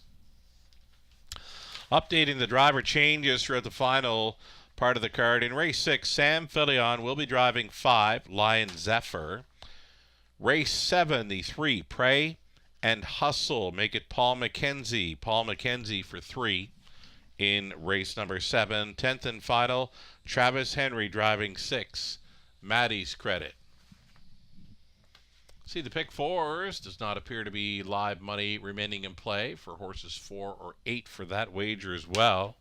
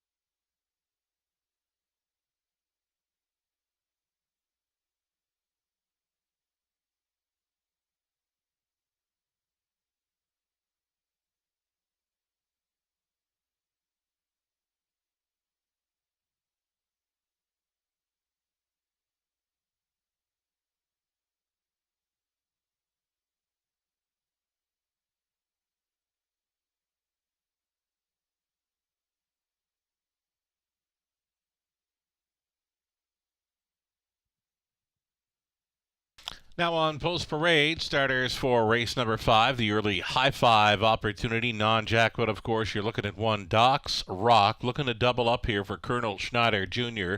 Cash Schneider training. Tyler Bohr stays on. Number 2, Let's Go Jude. It's Terry Fritz driving. Sharing ownership. He does the training as well. He shares the ownership with Rick Ryer. Drinkin' Buddy 3, Travis Henry for Heather and Rick Pickett. Heather trains. Smokestack, number 4, Braden Ribeling, the owner, trainer, and driver. 5 was a judge's scratch, number 6, Shanghai Kai. It's Kim McNibbin and Brad Douglas on the ownership line. Scott McNibbin trains. Lauren House on 6. 7 outside for Tactical Sealster for Gerard Demare and Jean Rochmerois. Gerard training. Sam Fillion on board. The 8 trailing out. Iconic Sealster for owner Brad Wilson. The trainer, Bert Moore. And driving is Andy Moore. Those are the starters. 7 pacers now at the scratch of number 5. No live money in play. To round out a pick 4 and pick 5 on horses 4, Smokestack, and 8, Iconic Sealster. It's the exactor. Try and high five next.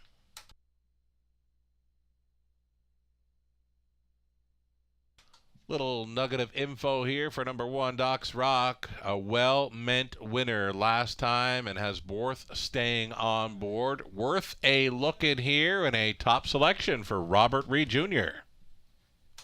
Yeah, I had to go back to this one, Sugar, just because, it got along so well with Tyler Borth last time. Post 5, blasted the lead. Yeah, did get a second quarter breather, obviously, in 31, but I mean, 27 and 3s, that's a legit opening fraction, right? So, sure is. Kind of deserving of that second quarter breather after chopping out that opening panel. And I thought was strong to the wire. I mean, really was an impressive winner. Obviously, it went off at a much lower price in that second start in the condition claimer than he did the first time out at 36-1, and will likely now be even a fraction of that here tonight. Right now at 2-1 versus that 5-1 last time. But you've got to think he'll be pushing out for the early lead. Not a tremendous amount of speed to his outside. Don't know if anyone's going to want to tangle with him early. Thinking that he's the one you want to be involved in. That we're starting to see him and Drinkin' Buddy kind of get closer in price. I was a little bit surprised to see that Drinkin' Buddy was such an overwhelming favorite throughout the betting, and now that's kind of evening out now at 9-5 versus 3-2.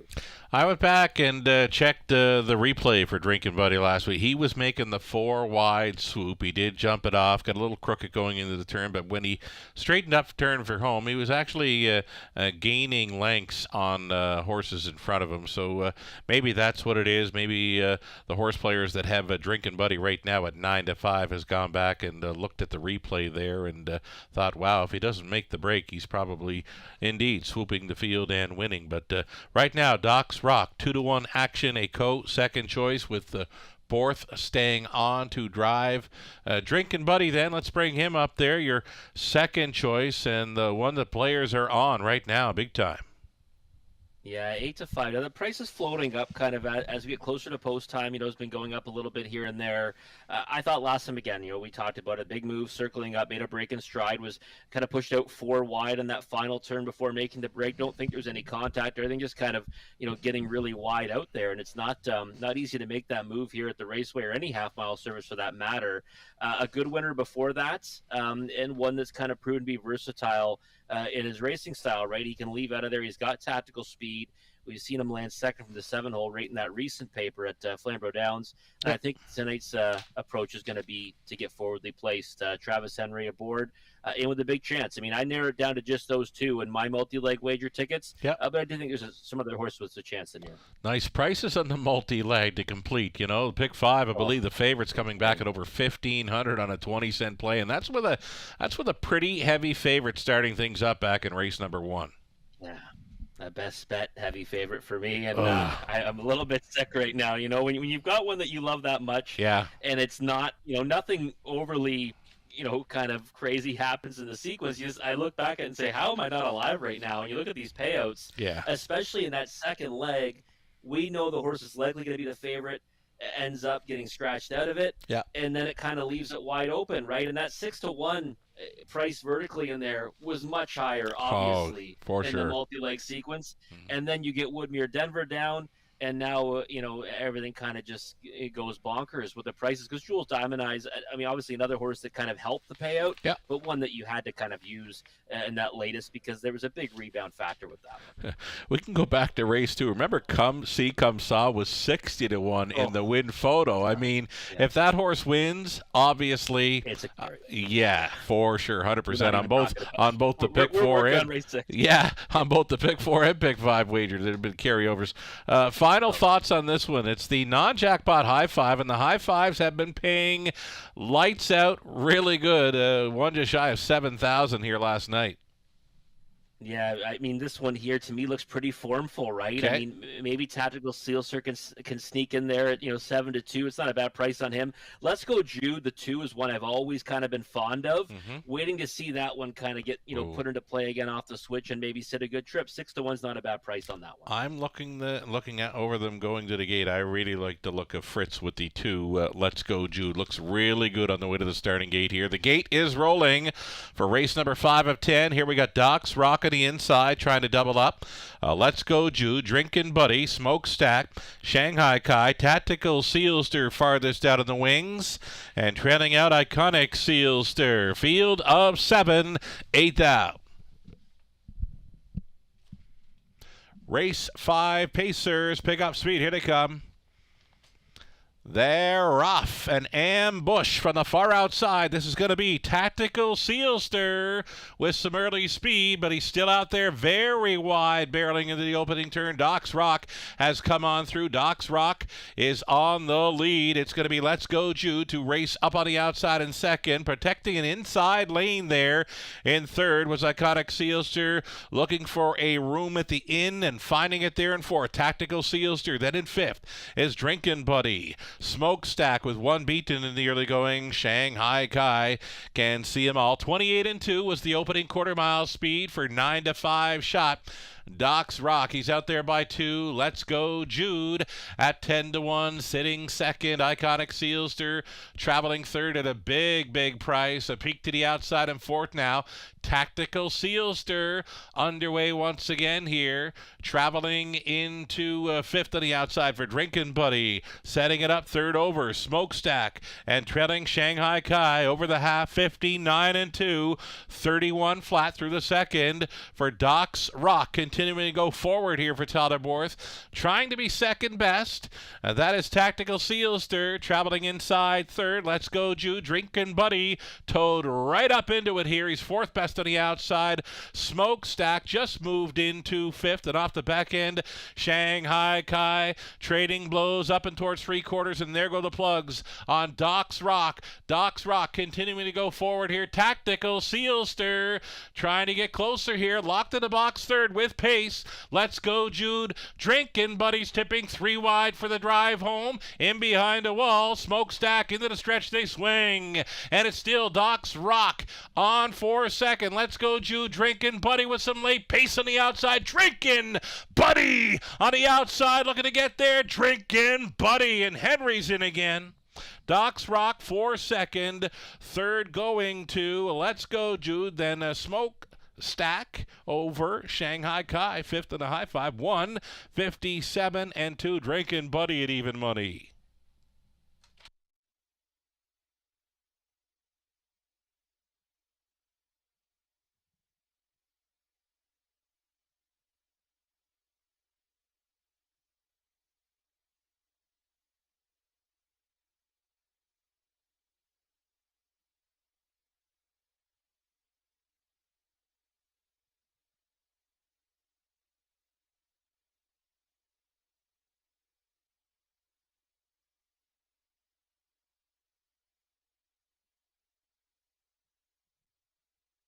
Number 3, Drinkin' Buddy circles up. Perfect drive there. Travis Henry on board for the driving double, winning over Doc's Rock. Let's Go Jude, Smokestack, and a Shanghai Kai. Top 5 unofficial for the high five. 3, 1, 2, 4, and 6.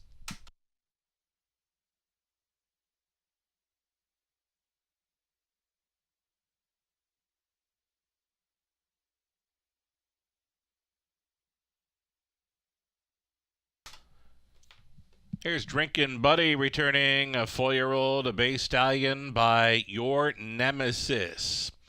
From the Royal Majesty Mare Zipcar, owned and bred by Heather Pickett, sharing ownership with Rick Pickett. Heather training. Travis Henry driving for the double, and he scores here with Drinkin' Buddy in 157 and 2. Congratulations.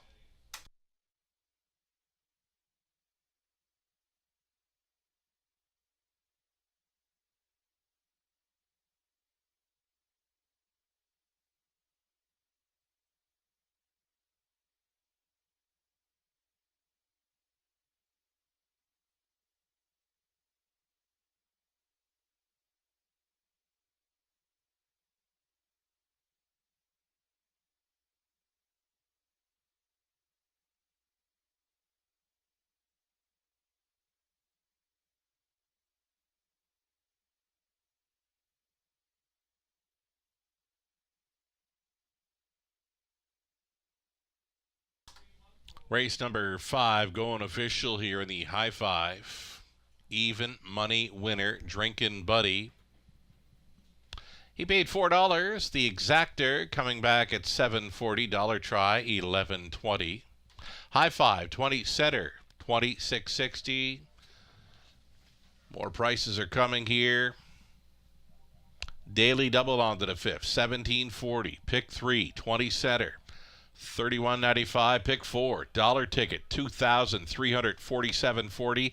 Pick 5, 20 setter, $2,219.27.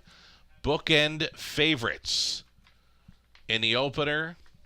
And then in race number 5, you go back to the opener. The Boss Man was winning at even money. Just jogged. Drinkin' Buddy winning the 5th at even money. To complete a pick 5, coming back at over $2,000 on a 20-cent wager. It pays to play the raceway. 10 minutes to post time. Upcoming 6th race, exactor, try, super. Start of another pick 5 play. This one guaranteed at $5,000. Sam Fillion driving 5, Lions Zephyr. 10 minutes to post time.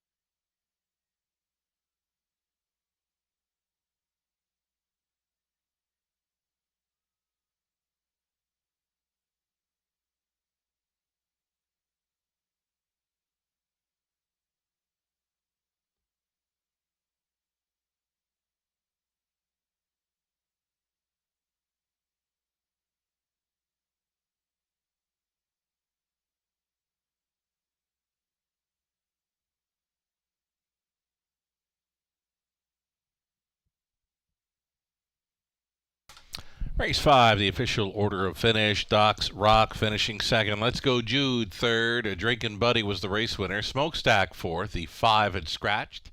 Shanghai Kai fifth. Tactical Sealster sixth. Iconic Sealster finishing seventh. Drinkin' Buddy doubles up Travis Henry thus far on the night. He's not done yet. Race 6 up and coming. Exactor Try Super, the pick 5 play. $5,000 guaranteed pool. Robert Reed Jr. setting things up for the late pick 5 here in London. 7 minutes to post time.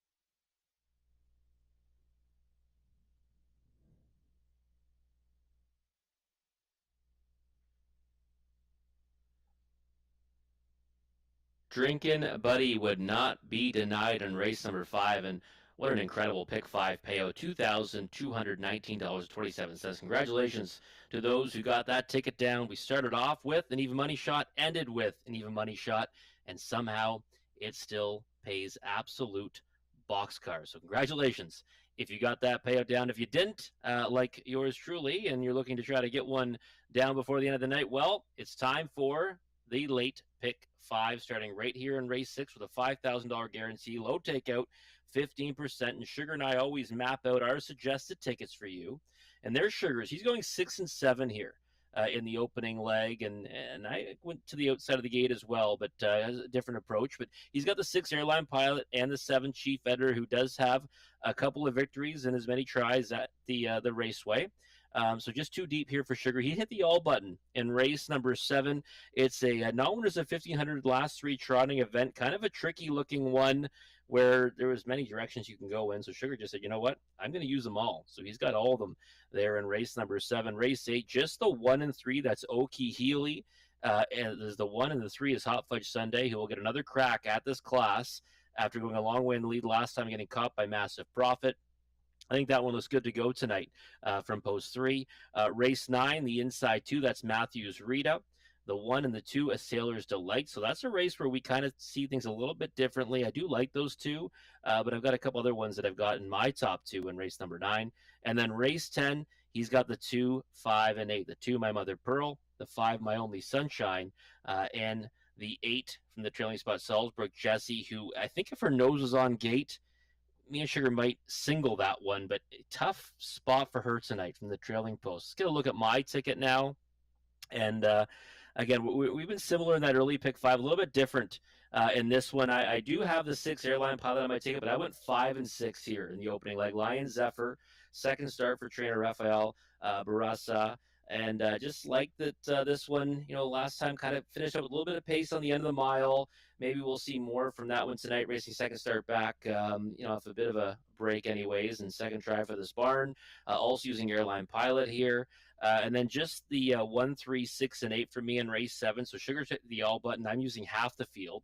I do think it's a wide open event, but try to narrow it down a little bit in that one. Race 8, the 2 and 3. So I'm using Hot Fudge Sunday, thinking that one is the one to beat, but Monteverde is the one I've added in. That's the 2. Post Relief, Class Relief, thinking that one should do a little bit more against this group. And then in race number 9, I've got the 1, 3, and 4. So I do have Matthews Rita on the ticket. I don't have a Sailor's Delight, but I actually went with Rosella on top in there. That's the 4. And Raisin a Rocket, my second choice, the 3. So those ones will be on my ticket as well. So 1, 3, 4 for me in race 9. Then my single in the money leg, number 5, My Only Sunshine. And the logic behind this one is, well, 40 cents to the dollar last time from post 4, made a break in stride well before the start, ended up, out of it with no chance. 2 back, went a long way in the lead before finishing second. And I think that tonight might be a chance to take back some value and jump on this one's bandwagon. Daryl Thiessen aboard. He's already in with a win tonight aboard Jules Diamond Eyes. And I just like My Only Sunshine's chances to rebound her way to the winner's circle in the finale It's race number 10, the 5, My Only Sunshine. But you want to map out your winning wagers for this late pick 5 sequence. Again, the guarantee on the pool is $5,000. The take was always below 15%. We'll come back to a closer look at race number 6 after the post parade.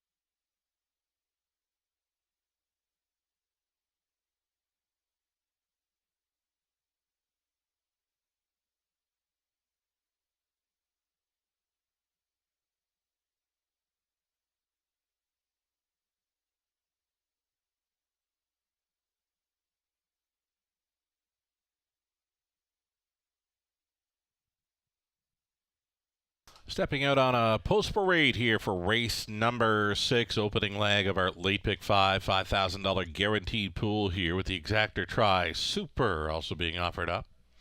You're looking at one Augie with Garrett Rooney catch driving this evening for owner-trainer Dennis Bitzig.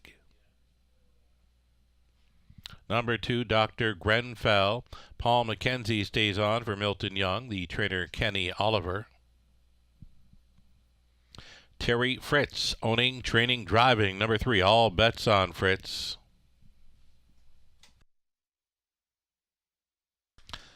Number 4, it'll be Sand Walker, Dwayne Spitzig, training and driving for William Walker. And then the 5, Lion Zephyr for Les Écuries, Marc Jelenov, Quebec. It's Raphael Barassa. Second time training. Sam Filion now on board for the drive. Number 6, airline pilot Nurko Sokolovic along with Craig Barr, sharing ownership with Craig Training. Travis Henry tries for his triple. Outside chance for number 7, Chief Editor, tries to make it 3 in a row in London. This is for ECS Racing LLC, along with Kevin St. Charles, Steve Boston's Trains, Tyler Borth. And to trail out number 8, Mohammed Dali. This one for owner, trainer William Ham, Dan Clements on board for the drive. 8 Pacers, race 6, Exactor tries, Super. It's the pick 5 starting up.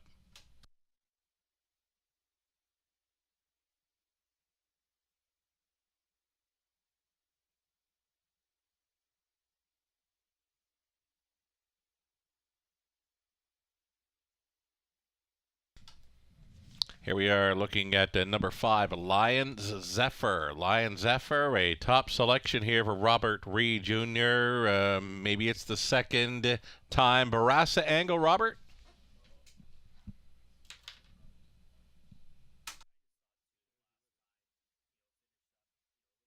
The line would indicate there, right? Yes. I thought it was kind of fishing, but around horses and coming forward a little bit. At the wire. And again, second start, Raphael Barassa, obviously a high percentage barn and racing back on more of a regular rotation anyways than last time out. Looks pretty sharp in the track too right now. Looks pretty lively out there. The one thing I don't like is the 2-year-old against older horses. And people will say to me this time of year, well, wait a second. I mean, he's almost 3, right? But then all the other horses that are going to be 3 are turning 4. You know what I mean? So it's to me, when they're 2 and 3, it still is a big factor, right, when they give up that maturity edge. Yeah. I did think, though, that he raced well enough last time that I'm willing to take a crack at him second start for this barn. I think he gets the winner's circle this time out. Right on. Number 5, Lion Zephyr, top selection here for Robert Reed Jr. There are others to consider here. Number 6, you've got Peg as a second best player in Airline Pilot. This one from the trailing spot didn't show a whole lot of interest. Got shuffled towards the back. It always 10 lengths off them at the quarter pretty much, but he did gain third, but he does have that gate speed to work with. He was actually blasting the start before that for Nick Boyd from post 6. Yeah, he was. And you know what, last time out, kind of a an adventurous journey right before finishing third, and has really been in good form. Like when you look at his last few efforts, because he lost to Chief Editor twice. Now in both those starts, Chief Editor had a much better post position than he has tonight. Now he's got the 7 hole. Airline Pilot still unfortunately hasn't drawn much better of a starting spot, but at least he gets a better one than the rival that got the better of him his last 2. And again, like you said, Airline Pilot has the ability to get forwardly placed from post 6, and that might cause fits for Chief Editor, right? When you have a horse directly to your inside that leaves out of there, that makes your life and your race a little bit tougher. So Airline Pilot to me is in with a big chance here. I just don't like the price is 2-1, right? Because he's a horse that sometimes has that just enough speed to get himself into a little bit of trouble, and if that happens today, I'm not sure he can overcome it. But he's on my tickets, of course. 5-2 to me is a shade shorter than I'd accept on a win ticket, though. Here's the thing. I picked him on top this week, Airline Pilot, thinking Chief Editor would be bet right down to like 3-5 again from the 7 holder. There is some action coming in now on the 7 Chief Editor, but I see you don't have him pegged as a player in your selections. I don't, and again, it comes down to post, right? That's all it is. Yeah. I mean, nothing against the horse. I mean, he's gone out there. He's a perfect 2 for 2 over the raceway and doing great things for Steve Boston's. The problem for me is he's had the rail and the 2 hole, and he's been able to kind of get away with a pretty easy lead, especially to the middle half of each of those races. Sure. That's not going to happen tonight. Right. If he wants to lead tonight, he's got to work for it. And then maybe we'll see he'll overcome it either way. But I don't know if trying to leave out of there is his best path to glory tonight. I think, he should be more like, I mean, if I was making the odds on what I would play him at, he'd have to be 6 or 7 to 1 for me to bet him. Right on. We are getting close here. Less than a minute for wagers here. We are getting a look at 7, Chief Editor. He's done nothing wrong coming to London, but as you mentioned, Robert, a couple of inside posts to work with, had him forwardly placed. Got a little green a few times. Both races actually a little green up and into the final turn where they were coming to him, but you know what? Give the son of Sports Raider all the credit for coming back on and winning clearly, but much tougher post to overcome. Final thoughts then on the current favorite, 2-1, number 7, Chief Editor. Yeah, listen, I think, again, you know what, 2-1 is just too short for me from out there, right? I mean, Yep. it just the price of poker goes up tonight. If he can overcome it, then more power to him. But he's going to win without me this time around. Right on. Here we go. The starter has called them in for race number 6 of 10, set to begin the back half of this Tuesday night program in London. Gates moving.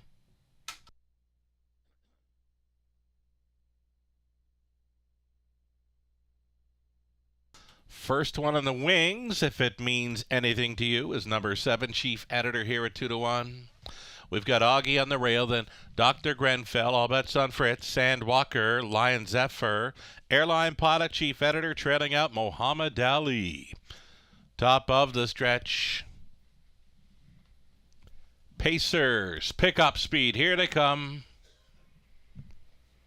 They're off, firing quickly from the outside gate. Chief Editor crossing right on over here for Bohr. Chief Editor going to the top again, and at 7-2, he's fronting on through a quick opening 8. Second best is Augie, getting away in third. All bets on Fritz, settling down in for a fourth. That was Lion Zephyr, and then traveling fifth, about 8 lengths off the lead. Airline Pilot took a significant drop at post time. He's the 3-5 favorite as they roll quickly through the opening quarter mile panel. 27-4. Bullet speed provided by Chief Editor and Bohr. The lead is a length and a half. Augie is tugging on Rooney in second. Traveling third, though gapping slightly, is all bets on Fritz. A move to the outside and fourth. There goes Lion Zephyr. That's going to be cover for the heavy 3-5 favorite, Airline Pilot. Staying along the inside was Dr. Grenfell. Out of the backfield, Muhammad Ali, and a gapped off trailer in Sandwalker. They get over the half and 58-3, and towards the backside they travel, all giving chase to pace setter Chief Editor. Chief Editor trying to remain perfect in London. He got a reminder to go on in here.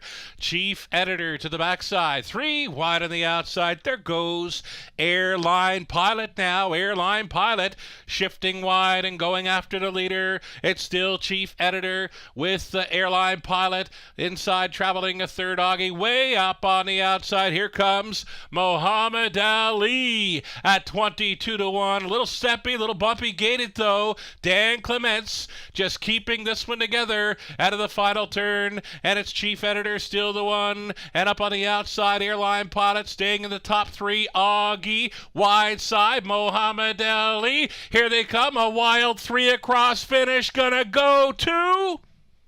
Ooh, it's awfully close. Airline Pilot appeared to get there. Bumpy gated, maybe after the finish, was Muhammad Ali. Right there in a place photo, Chief Editor. It appeared to be Augie, rounding it at top 4, 159-4. Hold on tickets.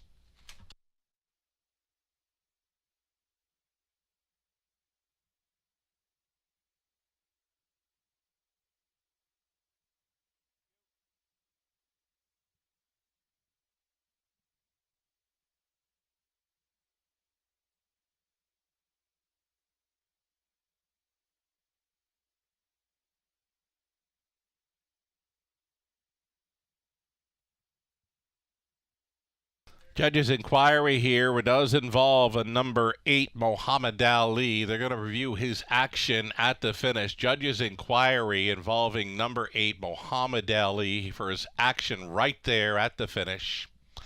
Hold all tickets till the result becomes official. The top 4 unofficial reading a 6-8-7-1. Judge's inquiry involving number 2, might make it number 8, Muhammad Ali, who did finish second. And they're going to review his action at the finish.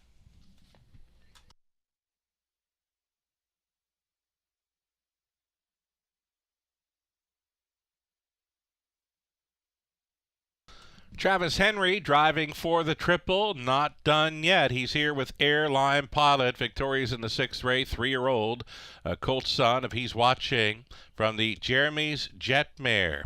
Midnight Jet for Nurko Sokolovic, Craig Bars, Craig Training. Airline Pilot, a winner here in 1:59.4. It's his 3rd career win, number 2 on the season from off the pace tonight. Airline Pilot at 3-5.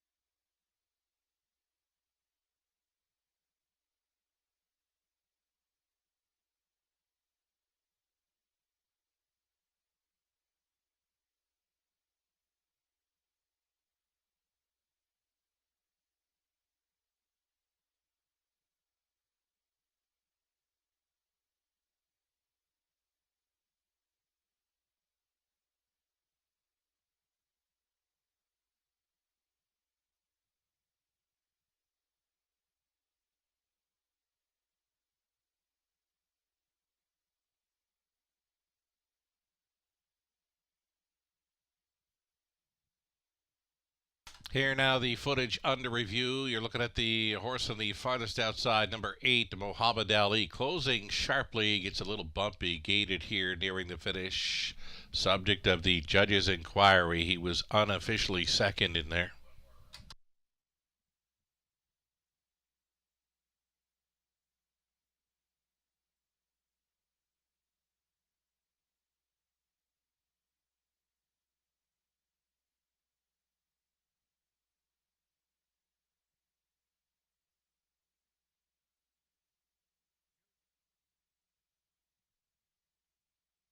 Ladies and gentlemen, as a result of the judge's inquiry, there's been a placing number 8, Mohammed Ali.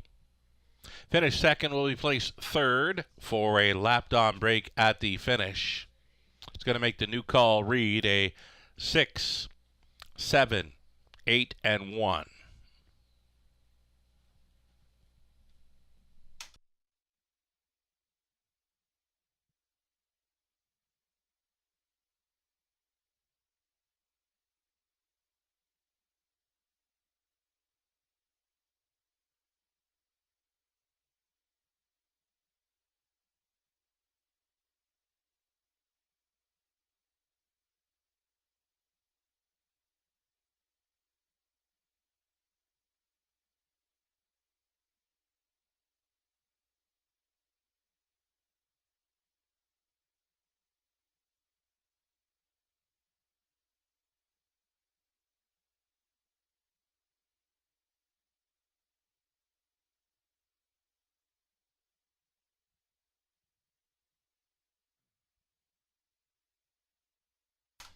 Race number 6, we're going official.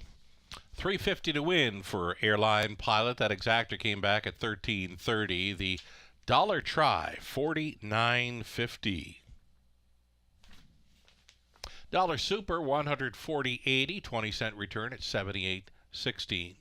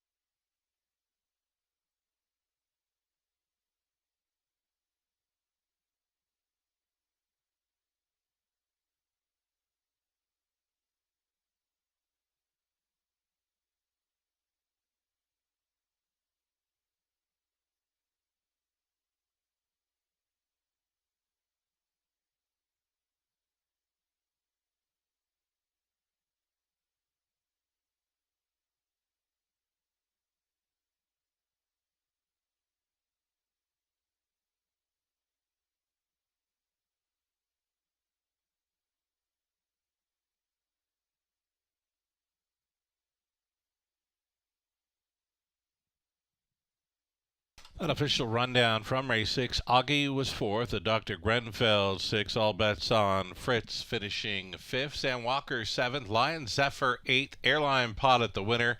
A chief editor 3rd place 2nd. Muhammad Ali finished 2nd. Was placed 3rd for the lapped on break at the finish. Race 7 up and coming. We've got a late pick 4 starting up. Trotters in race number 7 with Paul McKenzie now driving 3 Pray and Hustle. Exactor Try Super Pick 4 starting up in about 6 minutes.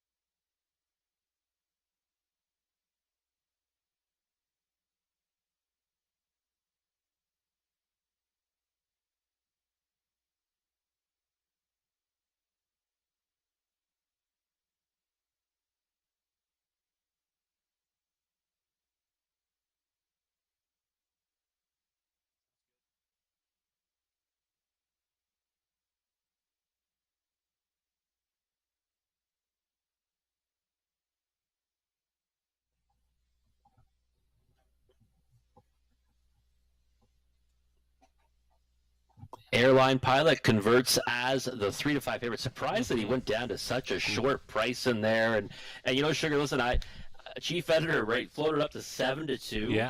Which ended up being, I guess a decent price. I would have still won a little bit more if I was betting him to win, but hey, he almost got there, right? I mean, he went to killer crossover, as you called it, and went a long way on the engine before ending up finishing 3rd, but got placed up to 2nd. So a decent effort from a tough post, and we'll likely see him do better things from an inside draw. Couple of things from that race 6. You know, the Exactor with chief editor on top was paying $27 with Airline Pilot to finish 2nd. That was a really nice Exactor, had the 7 held on. Another thing, I was going to mention Muhammad Ali prior to race number 6, that he was finishing every bit as good as Airline Pilot in the latest. That is the last time you're going to see a big price on Muhammad Ali. He was much better tonight, and he was actually showing signs that he would be showing a bit of improvement there tonight, just missing and a little bumpy gated at the finish, but he's going in the right direction.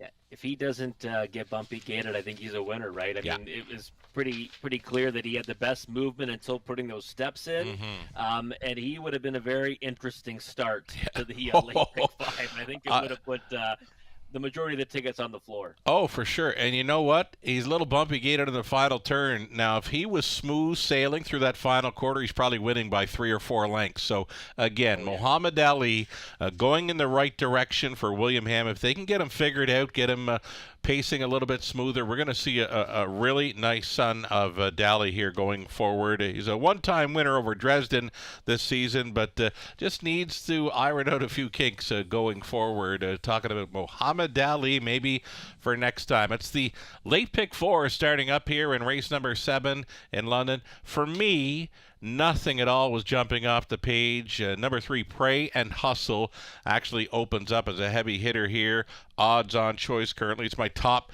selection in the program. And, of course, starting for the strong barn of Steve Boston's. But for me, Pray and Hustle, I can't get there at 4 to 5. So for me, all button all day on this wide open trotting event. 8th race for me then. We're going to use the 1, Oki Healy. 2nd start back off the layoff. Number 3, Hot Fudge Sunday, who I love backing here. I'll look for that one to be forwardly placed again. 9th race, we're going to go inside 2. Matthews Rita and a Sailor's Delight from post 2. And on the end of it, My Mother Pearl, really good trip last time out. My Only Sunshine has to mind her manners and put the treading spot. Salzbrook Jessie, as you mentioned, we'd love to see her nose on gate, but tough post to overcome for a horse that loves it on the lead in London. Your thoughts on this late pick 4, Robert? Yeah, well, we're in agreement, Sugar, in this race. I mean, I think it's wide open. I didn't hit the all button. We do both have the 3, Pray and Hustle on top, but Yikes, 6-5. I Yeah. was not expecting that. And No. I mean, that's too short on anyone in this field. It really is. Like, I think the favorite on here should be, 5-2 or somewhere around that. Maybe we see that come post time. But 1, 3, 6, and 8 for yours truly to kick it off here. Just a 2 and 3 in race 8. I do think Hot Fudge Sunday, that one might be able to go all the way on the engine this time around. But Monteverde is one that I think you have to have on your ticket. A better post to work from, and has raced against decent company and also got the job done against some pretty solid horses over at Sarnia. Getting back in that, more of a regular rotation anyway should help his chances as well. Race number 9 kind of gave me some fits in there. I guess 1, 2, 3, and 4 were my big spread. I ended up cutting off the 2 Sailor's Delight, using the 1 Matthews Rita, one that I've always kind of been fond of. But my top choice is the 4 Rosella. I thought she raced fantastic last time, getting along well with Daryl Thiessen.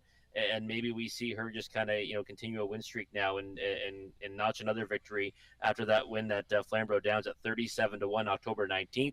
So I've got her on top in there, 1, 3, 4 in the pick 4. And then my single comes in the finale, the 5 My Only Sunshine, just because I think that, last time got hammered down to 40 cents to the dollar. And I think that people will now maybe look past her after that early miscue. Love what Daryl Thiessen's doing. I'm hoping this one gets put on the point and maybe goes all the way, not like she did 2 back when she got caught at the wire as a heavy favorite. So going to just try that one as a single. And what's a very competitive looking race. There's some good horses in there, no doubt about it. But again, Salzburg Jessie with that trailing post. It's a tough spot for her, really, because that's not her A game, as you mentioned, right? She might get lost in the mix back there, and that might even further help the price on the 5 My Only Sunshine. See the live money in play there. You know what? Not only was Airline Pilot getting pounded for win money, was pounded in the pick 5 too, because following leg 1, still almost half of the pool live and in play. A lot of backers for Airline Pilot in race 6. Yeah, it was in good form, as we mentioned, right? But was, kind of knocking at the door at much bigger prices, and tonight just, got hammered down to 3-5. I thought maybe it'd be one that was 3-5 vertically, but more like, 5-2, 3-1 in the multi legs. No chance. I mean, he was bet everywhere tonight, but got a well-deserved victory, right? He'd been racing too good to lose lately. And now he gets to the win column. Tell you what, if Muhammad Ali is smooth through that final quarter, he gets there, and there'd be like $200 in live money after leg 1. Would have been fun to watch this play out, right? Yeah, indeed. Post parade coming up here for race number 7, opening leg of a late pick 4 in London.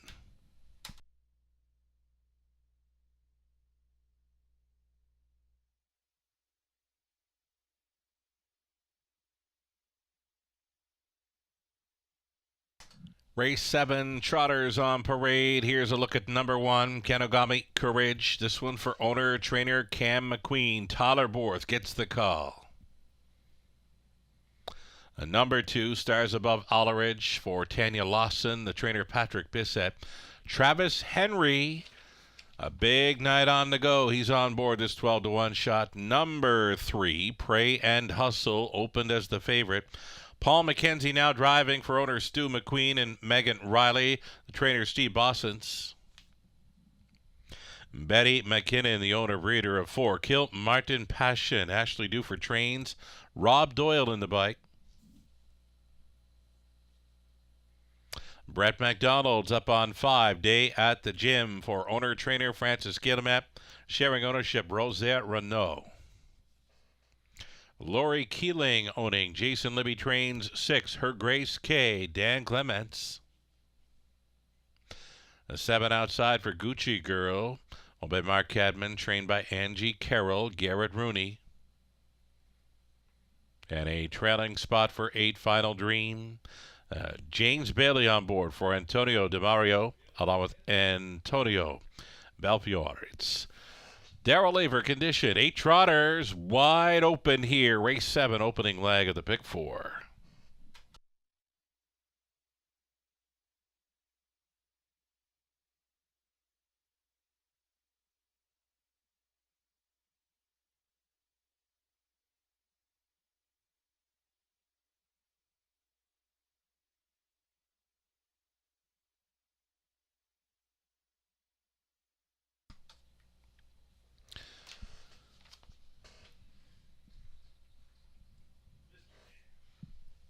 We do got a nugget on screen. We are looking at the 8. This is Final Dream. James Bailey on board. It starts for a new barn. Could show improvement. A pick 4 possibility here. And right now a co-favorite at 5-2. It's going for trainer Daryl Laver tonight. Switching barns. Number 8 Final Dream. The nugget here in race 7.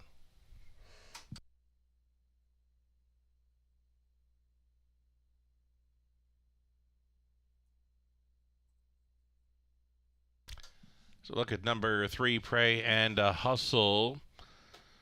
She's got in the habit of making breaks in the early going. 3 of her last 5 outings here in Ontario. She does show breaks off the gate or close to it. Paul McKenzie will try to keep this one clean in the early going. 3-1. Opened up as a heavy favorite, but is drifting up here now, Robert. Yeah, the price, it had to drift up, right? I mean, It was one of those ones where we look at it, and I think we both kind of picked this one, Sugar, thinking that she'd be a bit of a price. And then when we see 4-5, that certainly made us shy away. But, 3-1, getting back to the neighborhood that she could be a player. And I remember, when she ended up making first start for Stuart McQueen, back in the summer, I was really excited about this one. Always thought she had ability. Just hasn't really, panned out the way that, I thought it would for her. And now, third start for Steve Boston's coming up here and in a spot that she should be more than competitive in. And she's got a decent post to work from, and she does have tactical speed if that is the game plan tonight. So I'm thinking they'll likely try to go to the front and, 3-1, 4-1, maybe a little bit higher than that. That may be worth a win ticket, but I don't think she's bet down the way she is right now in the multi-legs. I think this race is kind of as you called it, a wide open affair in those wagers. Right on. Another one you've got pegged as a player in this, the 8 Final Dream. Final Dream for trainer Daryl Laver. Last starting over Flamborough, 2-minute speed there, finishing 4th off a pocket ride, number 8. Final Dream, one to consider here maybe. Another one you've got pegged as a player is the 1 Kenagami Courage. Tyler Borth on board. I did catch a quicker score down with Borth on the 1 Kenagami Courage. These are not top class trotters or anything like that, but I do take notice when one is cornering well on a score down, and the 1 Kenagami Courage did score out well for Tyler Borth. So just a heads up on that, Robert, at 9-2. Here's the 8 of Final Dream. You've got pegged for the deuce. Yeah, Final Dream for me is I just think he fits in well with this group. You look at who he's been racing against and the kind of level that he's been at. I think he fits in well with these. I don't think he should be 2-1. I mean that's too short for me. That morning line I thought was too short. Trailing post to work from. I love the Barna Laver. I pick him frequently. Yeah. Hopefully I don't jinx him when I do, but I do think that this one's in with a chance. I don't like the price right now at 2-1. I would need something bigger from the trailing post. I don't see any horse in this race at 2-1 or even 5-2. I'm thinking they all should be about 4 or 5-1, and that's what it's kind of looking like right now. Here is Borth with that 1 Kenagami Courage going out for Cam McQueen. I did like the score down. It was impressive for this class of horse. This one cornered well. Yeah. You know what? First time Tyler Borth on this horse, right? So first time that she's got she's got him aboard.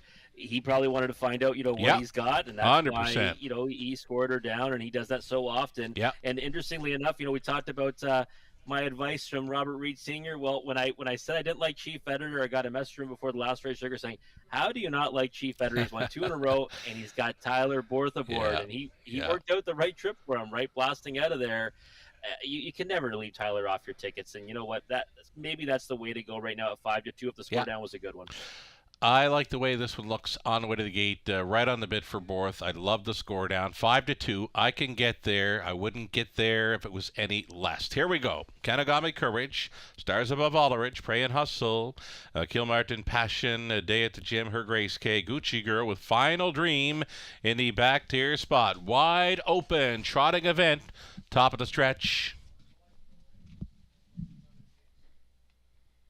Picking up speed, here they come. It's the opening leg of a late pick 4 in London, and it starts right now. They're off. Day at the Gym came out hustling for Brett McDonald along the inside. Kenogami Courage to be up close for fourth, trotting into third. Her Grace K away in fourth. Stars Above Alleridge. Then in fifth we got Final Dream. Already pocket pulling, possibly. Kenogami Courage. Borth has this one keyed up here in the early going. This is going to be Kenogami Courage looking for the lead and finding it just at the quarter mile. They zipped it right along. 28 seconds flat. Quick opening quarter mile speed for this group of trotters. Day at the Gym is on the bit there in second, trotting from third. Her Grace K, a move off the back end. That is Pray and a Hustle, minding the manners here in the early going. Jumping it off in the pocket and spoiling the perfect trip there was Day at the Gym. All alone here at the half-mile marker. This is Kenogami Courage. The looks like a Chippendale filly was fronting through the halftime station in 58-3. Kenogami Courage is the one. Pray and Hustle reaching up to the wheel now and challenging in second, third and in for Her Grace K. Stars Above Alleridge under some mild urging there from fourth, fifth best for Final Dream. Then it's back to Kill Martin Passion, Gucci Girl, and a trailing Day at the Gym up and by 3/4 they travel. Pray and Hustle. It's been out most of the way here and is going a big one. Pray and Hustle going to the top. Kenogami Courage just gave it up. Outside traveling a third. Her Grace K. Stars Above Alleridge widest of all through the final turn. Final Dream is saving ground. Getting away from them though. This is Pray and Hustle on top for Mackenzie. After 3/4, 128-4. This mare has gone a big one. She's almost there. Pray and Hustle survives a rough go here in the seventh. Second best was Her Grace K. Then Stars Above Alleridge. Final Dream. Mile of 2:01. Pray and Hustle.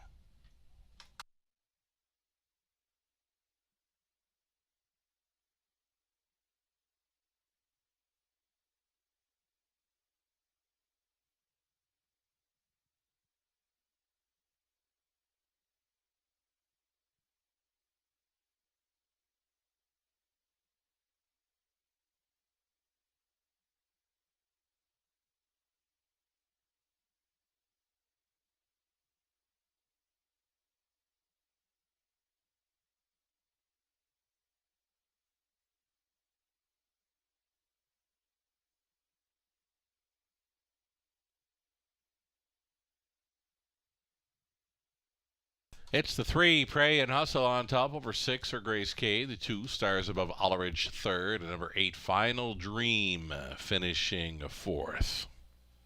3, 6, 2, and 8, your top 4 unofficial.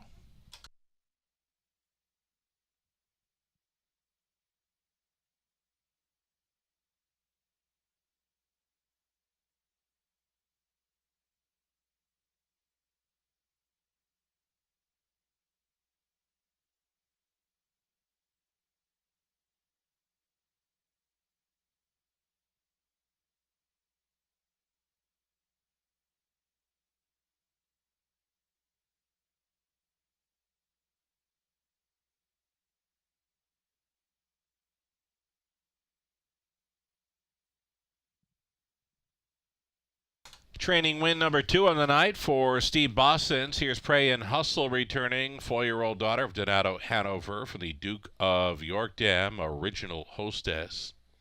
Owned by Stu McQueen and Megan Riley of Sarnia. Steve Bossens training. Paul McKenzie on board for this gutsy winning effort, stopping the clock in 2:01. It was Pray and Hustle at 3-1.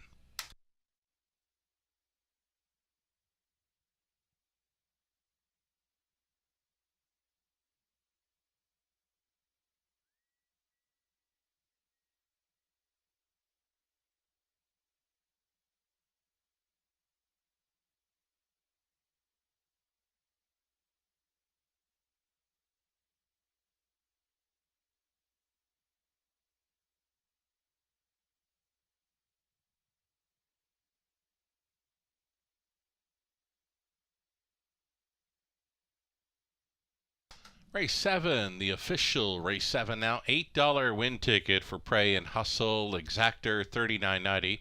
A dollar try $71.10. The super for a buck came back at $400. $90.65. Your 20 center $98.13.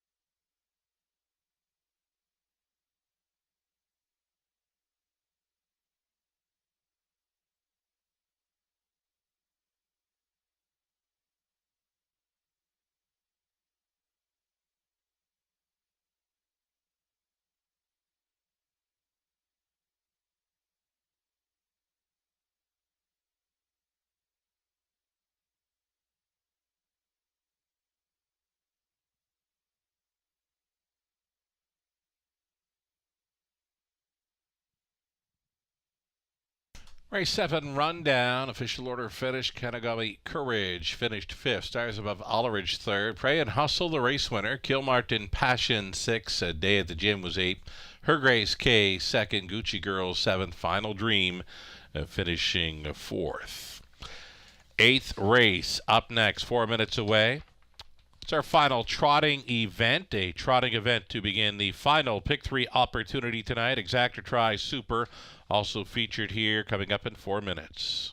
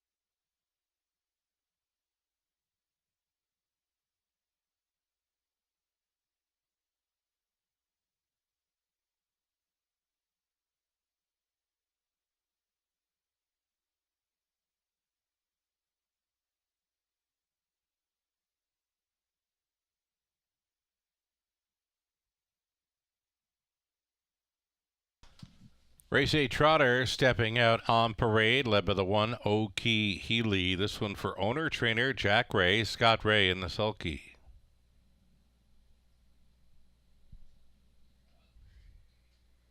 Monteverde number 2 is coming.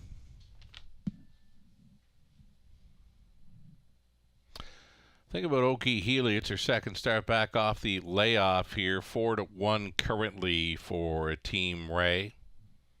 I believe she was the trotting filly of the year here. 3-year-old trotting filly of the year 2022 at the Raceway. Here we go. Here's the rest. Monteverde, Adipose 2, Nat Day on board for Kerry Howard. The trainer is Jeff Graham. Angie and Mary Carroll share the ownership on 3. Hot Fudge Sunday. Angie trains. Alfie Carroll aboard. Number 4, CM Save Will GL for Francois Dupuis, along with Richard and Ron Kelly. Dominic Laduc condition. Tothermore stays on. Anthony Hahn up on 5 Dirt tonight for Saltwater Stable. Trainers Paul Meggins. Paul McKenzie owning, training, and driving. Number 6 Built to Last. Outside chance for the 7, Daylon Midnight, Lauren House driving for Dave Lemon, along with Gord Yo. Jen Pinkerton training. And then Daryl Laver owns and trains the 8 Petro Angel with Brett McDonald to do the driving. 8 Trotters, Exactor, Try. It's the Superfecta and final pick 3 on tonight's action. Heavy fave status currently number 2 Monteverde here at 1-9.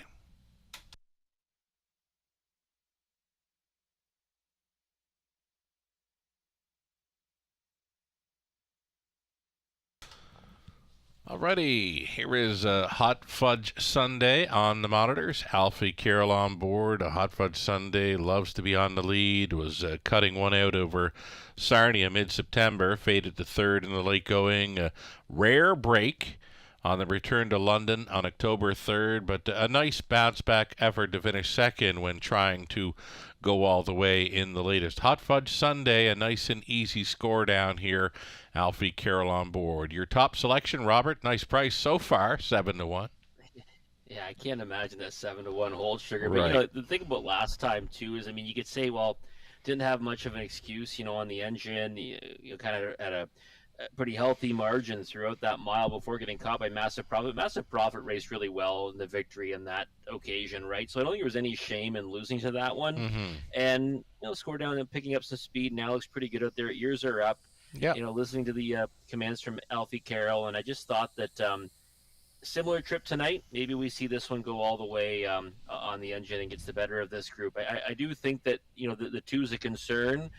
Definitely one that's got some back class to rely on, but yeah, 6-1 versus 1-9. Sign me up for the 6-1 on Hot Fudge Sunday. Yeah, the heavy action continuing here on number 2 thus far, but we're going to see some movement in the odds to both the 1 Oki Healy and the 3 Hot Fudge Sunday, I believe. Here is a look at that favorite, Natasha Day here. She was a winner of the Women's Driving Challenge on Harness the Hope Night, and she just kind of jogged again. Those women's driving events, she gets along quite well in them, Robert. She does. I said to someone, Natasha Day wins another women's driving event, and water is wet, right? She just does it, every time she goes out there, she brings her A game, and look, she goes out there and she's more than competitive with the one of the toughest driving colonies around, right here at the Raceway. So, it's expected that she's going to do that, but it's just wild that she always puts them in the right spots. It's random draw. It's not like, she gets the better horses, but she gets the most out of them. So, right. Always a pleasure to watch her in those and in overnight races here. And she's got a good one here in Monteverde. I think she's got a big chance. 1-5 still much too short for me, but last time out, no chance getting away 8th off the gate. Ended up with trot on the end of that mile, and I just thought this one was racing really well at Sarnia. Knocking heads to the preferred 3 there, Right. and having to face some pretty good horses, but did end up finishing 6th in a race. Hot Fudge Sunday finished 3rd back in mid-September. So I mean, that's not really like a form reference you want to go too much on, but I don't think the price discrepancy should be there right now at 1-5 versus 4-1. Right. For me, number 2, Monteverde, is getting some class relief, but for me right now, that 1-5 is a silly price. It is, yeah, no doubt. I mean, I thought we would see 5 to maybe 2-1 and 3-2. These two, and Oki Healy maybe not too far behind them. Maybe we see that correction come post time. Right on. Another one to consider, maybe the 4, CM Save Will GL. Now this one with Todderbor staying on. Second straight trip with the Todderbor. Now this was a little bit funky gated, kind of roughing it on the outside last time. Still managed to second, but didn't get home all that quick. 32 flat on the end for a mile in 2:02. No, I mean, I thought it was a decent enough effort. That was one that you caught the warm-up of, right, that night, October That's right. 10th. Yeah. And, smoother than he had been in recent efforts, because he made a break behind the gates at two back. Obviously, Tyler had to work to keep him flat again that time out on the rim. I thought, again, maybe could have got there. They came home in 32 seconds, but I did think it was a step in the right direction, staying flat and all that. And 21-1. I mean, I don't know if you want to take a flyer on him to win here. I think he's got to face some pretty tough horses to his inside, but I think he can certainly land in the exotics if he can repeat what he did last time. I'm just looking over the pools here on race number 8. The place and show money on number 2's got this one pegged as about a 4th or 5th choice in wagering. We'll see how the odds come as the race 8 gets underway here. Another one to consider, Oki Healy on the inside, 7-1 currently. I'm thinking you're going to see this one drop to about 3 or 4-1 come post time. Second start off the layoff, that's been an angle for me forever, and it's worked on 1 or 2 of them tonight. Oki Healy for Team Ray. Yeah, she looks pretty sharp out there too right now, going to the gate, and she's one that does her best work on the engine or close to it. Right, pole position tonight, like you said, second start back. We should see a much better version of her tonight than we saw last time out, and she might get the right trip. Right, with that tactical speed and rail control, she sits the right trip. She can make some noise in here. Right on. Starting gate rolling into position here for race number 8. That heavy money so far is staying on number 2, Monteverde, 1-2.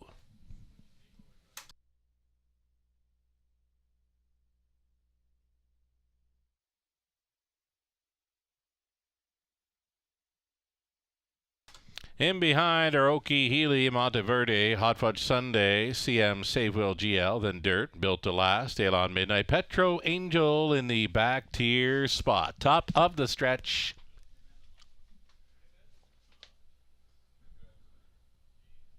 Eighth race, Trotters, pickup speed, here they come.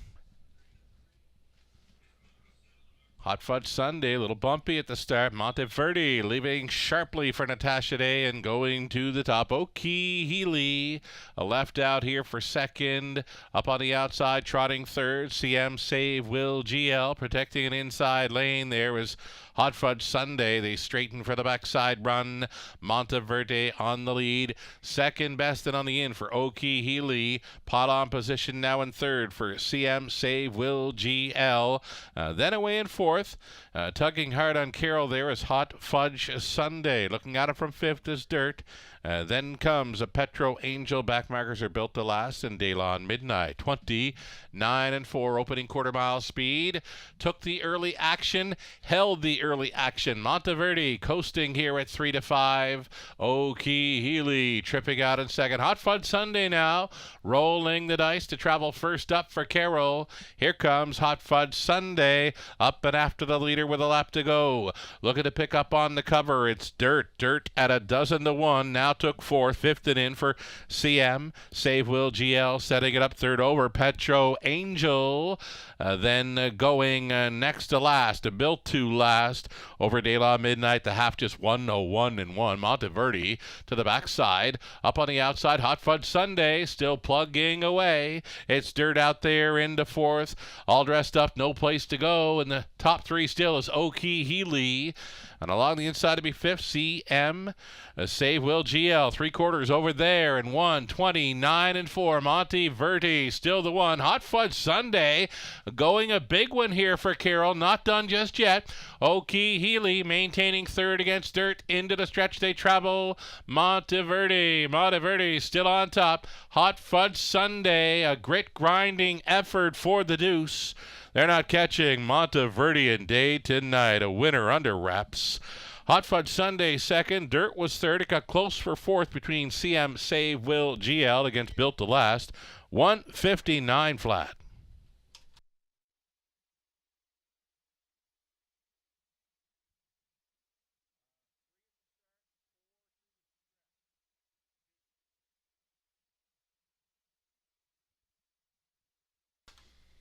Couple of judges' inquiries here in race number 8. Number 3, Hot Fudge Sunday. They're going to look at the start for that one. They're also going to review the pylon action for number 4.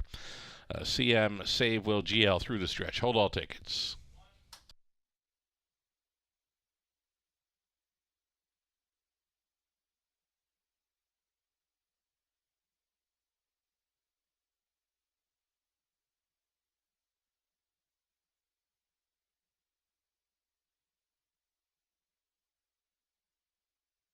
Number 2, Monteverde, as good as advertised here, winning at 3-5. It's 2, 3, 5, 4, your top 4 unofficial.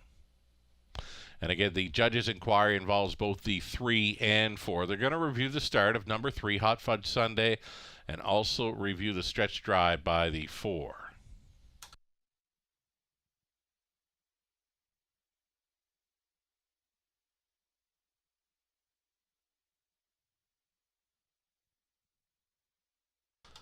Here's Nat Day returning with Monteverde, the 9-year-old son of Cantab Hall, from the credit winner mare, Cameo credit, owned by Kerry Howard. This one trained by Jeff Graham, driven to win by Natasha Day.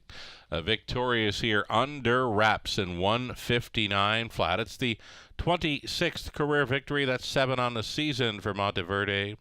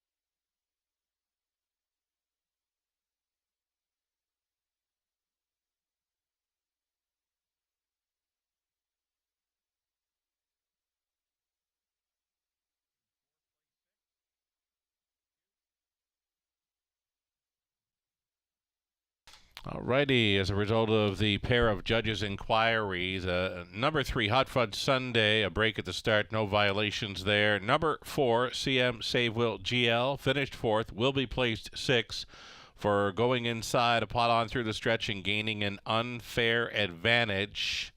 So he's going to be 4th placed as 6th. Going to make the new call read a 2-3-5-6. So no violations by 3, Hot Fudge Sunday.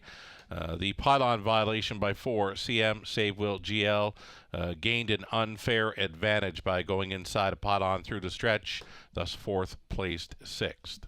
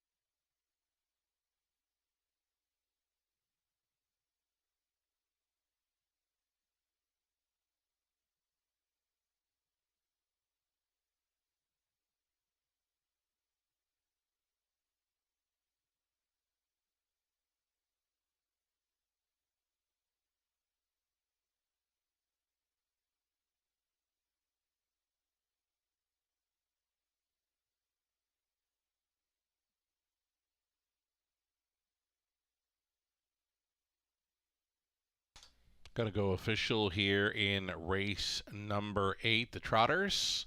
Now official with 2, 3, 5, and 6 for the top 4. $340 to win for Monteverde. The early money was the smart money. The exactor came back at $7.90. Dollar try, $16.30. The super for $1, $117.15. The 20 center worth $23.43.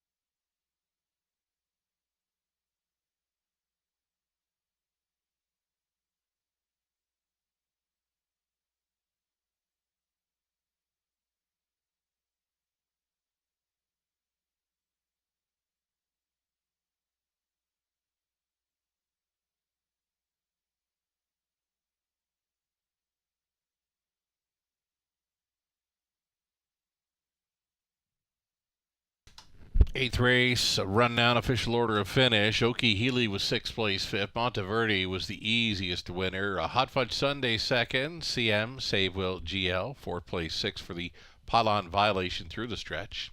Dirt was third. Built to last fifth place for Daylon Midnight seventh. Petro Angel finishing eighth. And we've got two more to go, both on the pace. Coming up, the wide open ninth race, field of six, $8,500. Claiming group for the mares on the pace. Exactor Try Super late double in race 9 going postward in about 9 minutes. A reminder, Travis Henry will be driving number 6 Maddie's Credit in our 10th and final.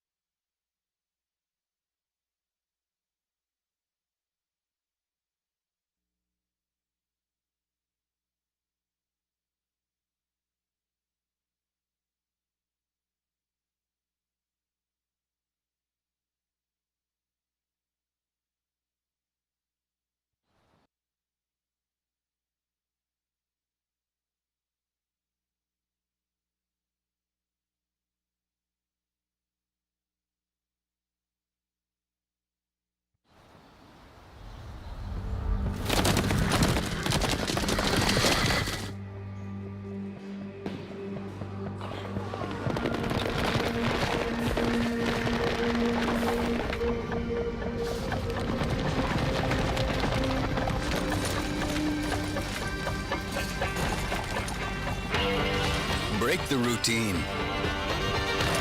Start today at OntarioRacing.com.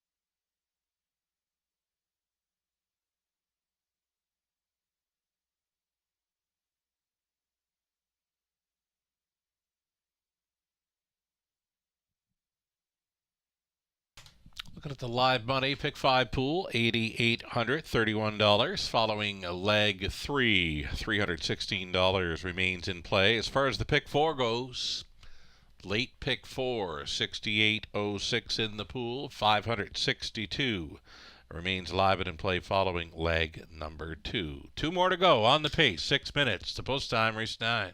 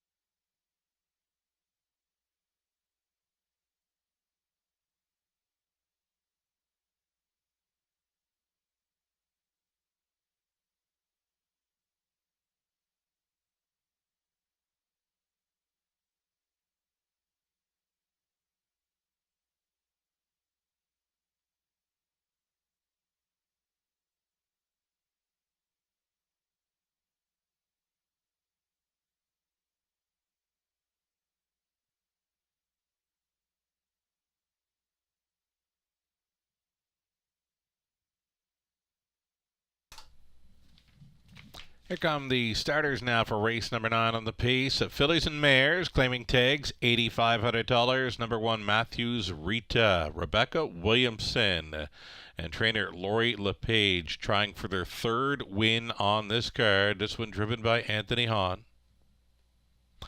Number 2, A Sailor's Delight with Garrett Rooney aboard for Dan Mead, the trainer Rob Doyle.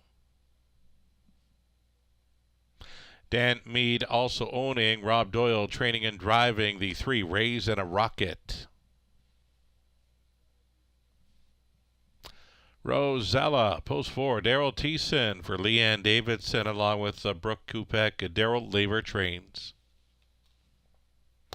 Runaway Heiress 5, Jason Ryan on board for Courtney Bishop, the trainers Gary Bishop.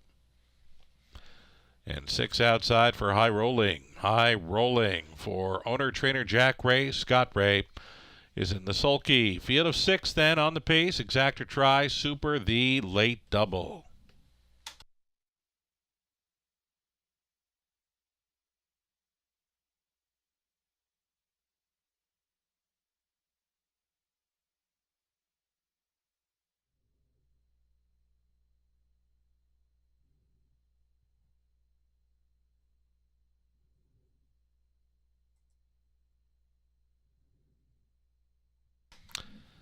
Alrighty, we're getting there. 2 more to go tonight in London. Getting a look at number 4, Rosella, a top selection for yourself, Robert. Right now, a co-favorite, and for me, ever since I've known all about Rosella, she has been the hot and cold type. When she gets hot, she can roll and put together multiple wins in a row, but other times just doesn't show up. So for that reason, I stayed off her for the win spot, but you like her chances here. Yeah, I do like her chances. She was really good in that victory at Flamborough Downs. She blew up the board, though, at 37-1, and you know the old saying, right? If you miss the wedding, Yeah. before the funeral. Now 5-2 tonight. So I mean, I wish I was aboard on that occasion. But her recent form's pretty good. I mean, she's racked up some victories. She's got 4 in her last 8 overall there. And the thing is that this group certainly doesn't look to be out of her reach. She's going to get along splendidly with Daryl Thiessen. And I love to see what he's been doing, here at the raceway on the B tracks, and he even got a win at the Meadowlands recently as well. Yeah, so that was something. He's been doing good things, Yeah. So I just thought this looks like a good spot for her to repeat. I do know with what you're saying, though, because she's let me down in spots before where you say, wow, off that effort, she's going to go out there and crush these. Yeah. And then you're right, she just doesn't show up at all. So 8-5 might be a tough pill to swallow right now. But in any event, I'll put my trust in her and the Barnesdale Laver and hope that the, Team Daryl here can go and get the job done in race number 9. This race kind of reminds me of that trot back in race number 7 where we said, wide open. Pray and Hustle actually wins at 3-1. But I don't see any horse in here that should be below 2-1. This is one of those wide open events where, again, I would see the field, anywhere from 3 to 6-1. Yeah, I would agree with that. And you know what? I think that's, in the other race, it was a testament to who wants it. Yeah. In this one, I actually think this is a pretty competitive race with horses that kind of all figure. You know what I mean? For sure. I don't think really you look at it and you think, well, there's angles for back class, there's angles for current form, and there's angles for connections, and that's what makes it really tough. This is a group that I don't think there's much separating the best to worst, if you even want to kind of label it as best to worst. And I think the odds board right now is a bigger, like you said, a bigger margin than it actually might play out on the racetrack. Right on. Like even the 5, Runaway Heiress, she's a player here. She does not deserve 10-1 right now. If I'm looking for the price, that's where I'm going. Runaway Heiress, more than capable of handling this group. She's second best, 2 back over Flamborough with a very quick final 3 quarters. So likely to race from off the pace. Any kind of early speed battles or a battle through the middle half could set it up for that 5, Runaway Heiress. Yeah, 22 lifetime victories, right? 120,000 made lifetime. I mean, she's a horse that, she's kind of a hot and cold type too, in her own right. But you're right, she's one that kind of her best trip in here is likely from just off the pace. and if there are fractions, she can be a part of it. And again, 8-1. I mean, you could just bet it blind and say, yeah, like I'll take the biggest price because any one of these horses can win. How about the barn of Rebecca Williamson and Lori LePage? They've sent out a pair of winners this evening. They're sending out the one Matthews Rita right now, a price player at 9-2. So LePage and Williamson, they could go 3 for 3 tonight. Yeah, this horse is just 1 for 23, right? And I'll be honest, I've lost a lot of money betting this horse, so much so I probably claimed this horse tonight, really, with how much I've backed on her. Right. But I guess my problem with Matthews Rita is the fact that you got a one-time winner and 15,000 made against horses that have really kind of storied careers as racehorses, in the sense that they've racked up victories, they've piled up the earnings. Now she's only 3, so she's got a lot ahead of her. Right. I have a hard time putting one on top when they're in that situation. Well, it's like we mentioned about the 2-year-olds facing older. I mean, here's a 3-year-old facing age mares. Tough to back, right? Absolutely. Yeah, very hard for me to do. 7-2, too short for me. Here we go. Matthews Rita, A Sailor's Delight, Raising a Rocket, Rosella, a Runaway Heiress, High Rolling, wide open here in race number 9, picking up speed. Here they come. And away they go. First to show, it's the Chestnut, A Sailor's Delight, coming out first for Rooney. Up on the outside, Rosella is in play for Thiessen. Up on the wide side, Travels, High Rolling, though protecting an inside lane. That is Raising a Rocket coming through for third. Straightening for the backside run. To the quarter mile they travel, A Sailor's Delight. Chestnut, daughter of Bay of Sharks, to cut this one out. Pocket Riding, Rosella, traveling third under very snug lines. Raising a Rocket may have an early decision to make there for Doyle. 28 seconds flat.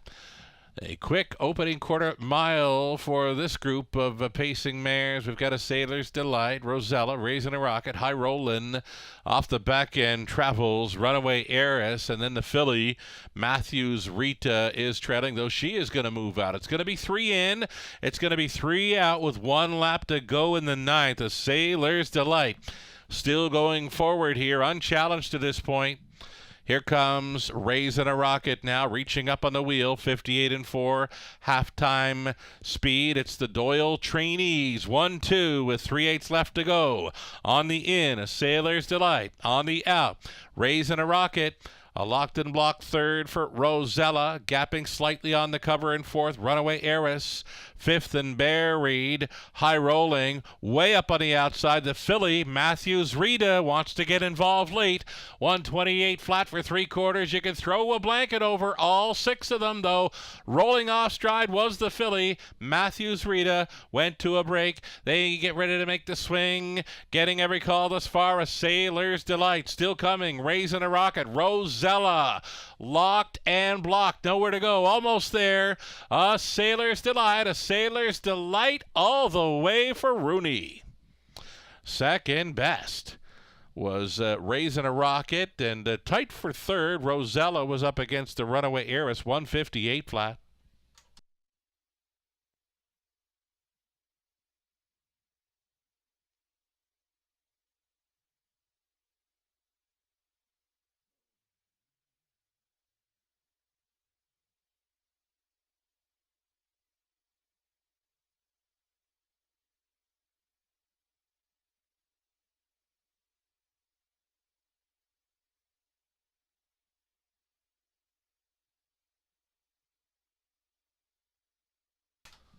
There it was, the drop and pop for A Sailor's Delight, scoring here at a juicy 9-2 over Raising a Rocket. Rosella, Runaway Heiress, 2, 3, 4, 5, just like that. All the way for Rooney, A Sailor's Delight.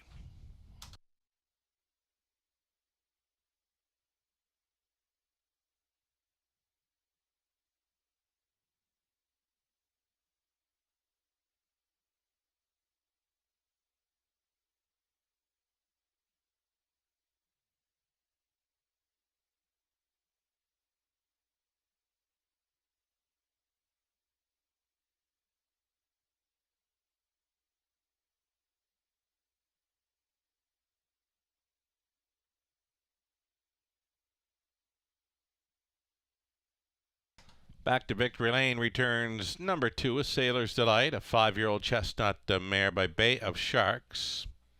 Out of Smiles and Chuckles by Badlands Hanover. Owned by Dan Mead of Rockwood. It's a Rob Doyle training. Garrett Rooney catch driving to victory. Gate to Wire tonight. A Sailor's Delight. A 158 flat. 5th career win, number 3 on the season. Congratulations.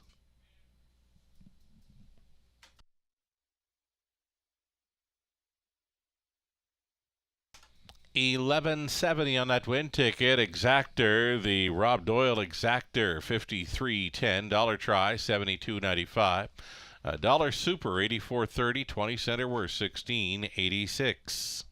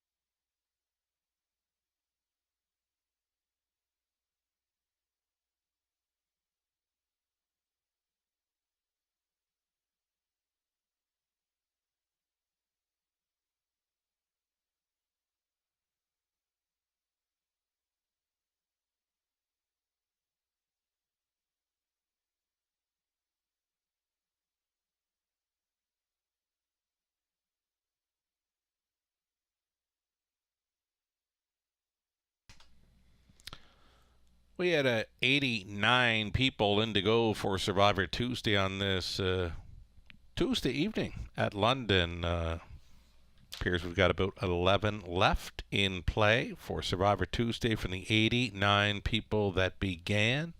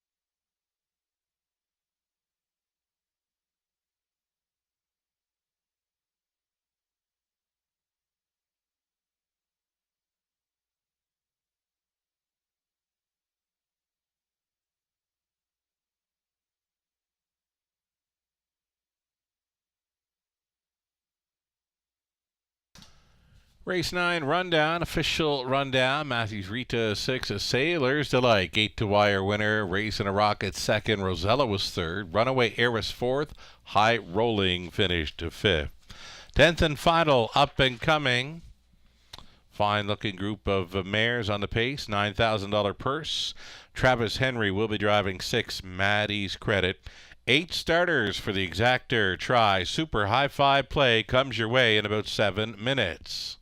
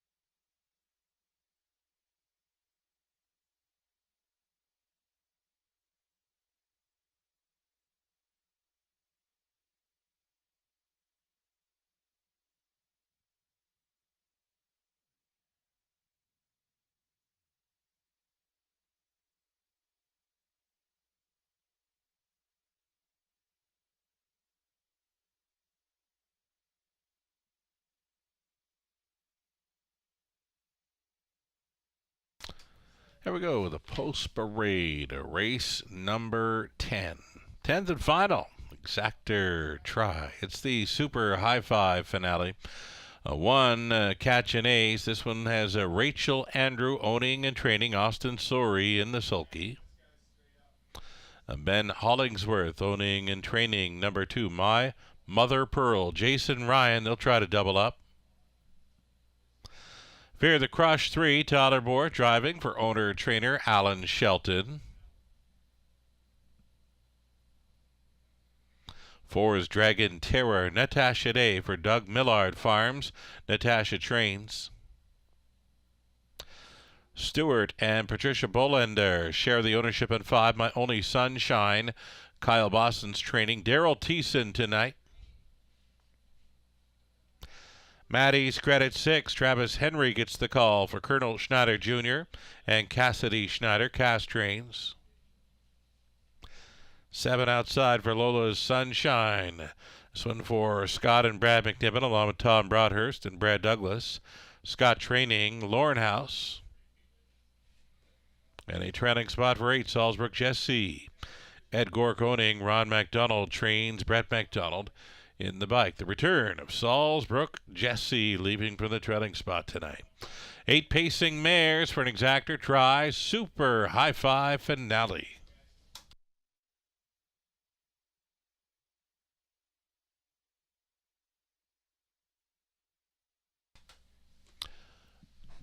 Nugget time. Number 5, My Only Sunshine. The early break cost her last time. If she can behave, she should be tough. Right now, the price is right. Robert Reed Jr., your top selection.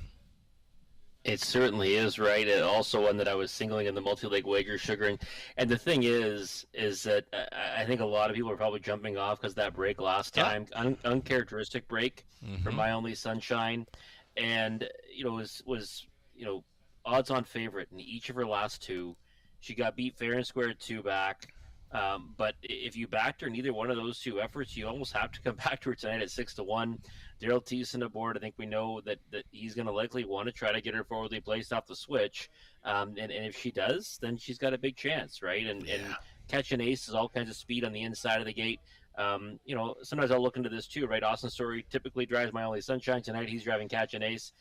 Maybe, wouldn't tussle with that one all that much. Would be happy to see the 2 hole behind her, right? He knows My Only Sunshine as a racehorse. Just hoping for maybe the way it plays out. But there's others that are likely going to make their presence felt off the switch. But My Only Sunshine at 5-1, to me, that's a big overlay.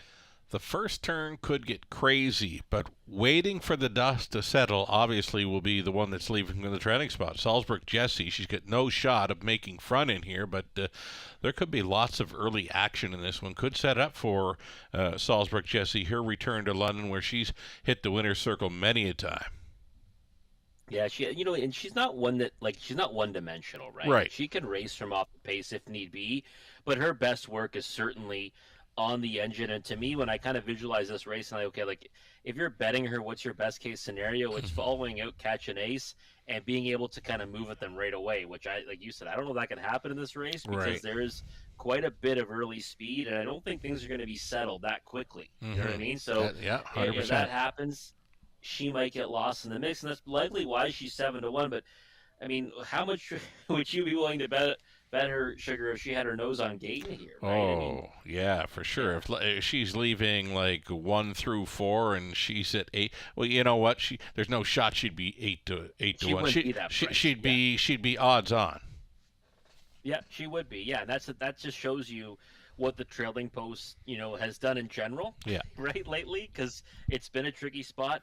But then a horse like her that is so deadly on the engine or getting away close and then coming at them quickly, it just makes her price go sky high. I mean, she should not be 7-1 against this group, but situationally it's going to be tough for her to win. Exactly. I mean, you look through her line, she's actually showing preferred a pair of times in her chart lines. There's not another one in here showing preferred level.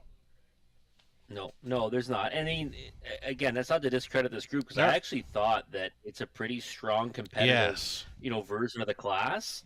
But again, Salzburg Jesse knows on gate, like you said, favorable spot. Even though she's been a little more camera shy this year, you look at some of those efforts in her recent paper there. Exotic Dragon, missing, but not too much to that one. And getting the better of solid groups at Grand River, I think you'd be more than happy to back her. But for me, more of a smaller player tonight. Catch an Ace, leaving the rail, has to be sitting top 3 easily. So you have to figure Salzburg Jesse's going to be plugged in to sit top 4. My Mother Pearl, I got caught up with Ben Hollingsworth at the yearling sale last week, and he mentioned the worst spot for his mare, My Mother Pearl, was the rail. She wins from the rail last week. Now she's got post 2, but where does she sit? That's true. She's got enough tactical speed to maybe get away off the gate. But yeah, I don't know what her trip looks like tonight, and that's the thing, right? 5-1 last time. Are you willing to accept 2-1 this time out? I'm not. But do I think she's going to be in the mix? Of course I do. I really do. And I just saw a horse click down to 2-1, Fear the Crush. We're talking about potentially a speed battle in there. Well, she's the one that can mow them down. She's got wicked gears late, but 2-1's too short for me. I'm still loving 4-1 on My Only Sunshine. I see lots of early action in this one. Well, the opening turn anyway. I'm not sure you're going to see many right lines after the opening quarter mile, but this first turn could get crazy, Robert. Yep, it might. Robert, let's do it again another time, right? You're going to take some time with the family. Halloween a week from tonight, right? Yeah, Robbie's 7th birthday, William's first Halloween, going to take the night off. But I'll listen. Last time trick-or-treating, I was sneaking in plays at the raceway, so I'll be doing it again. Don't you worry. Wonderful. Here we go. Have fun with the family. We're next week, Robert. 8 starters, 7 on gate, 1 trailer. Great-looking field of pacing mares here to close out a Tuesday evening in London. Here they come. Off and pacing, Catch and Ace to take them on out of there. Maddie's Credit with early speed up between mares. My Mother Pearl and towards the inside, Salzburg Jesse. She's plugged in. On through the opening 8. Catch and Ace marching towards the backside. Right there in second. Salzburg Jesse. She's thinking about it. If she can find a way out, she might pull here prior to turn number 2. She's going to stay in and follow Catch and Ace at 12-1. Catch and Ace was at the quarter mile, matching the bullet 27-4. It's Salzburg Jesse for the trip second. Maddie's Credit backed off for third. Already considering the outside move. My Mother Pearl, she has gotten underway at a 4th. Looking to follow on the cover, Fear the Crush.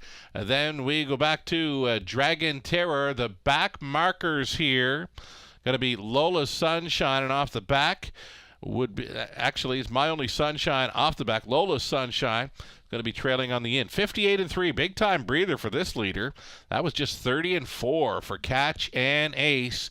She'll feel the pressure of My Mother Pearl now, right up and on the saddle cloth as they approach the backside. Final time, Catch and Ace still going forward here. My Mother Pearl up and after this one. Salzburg Jesse.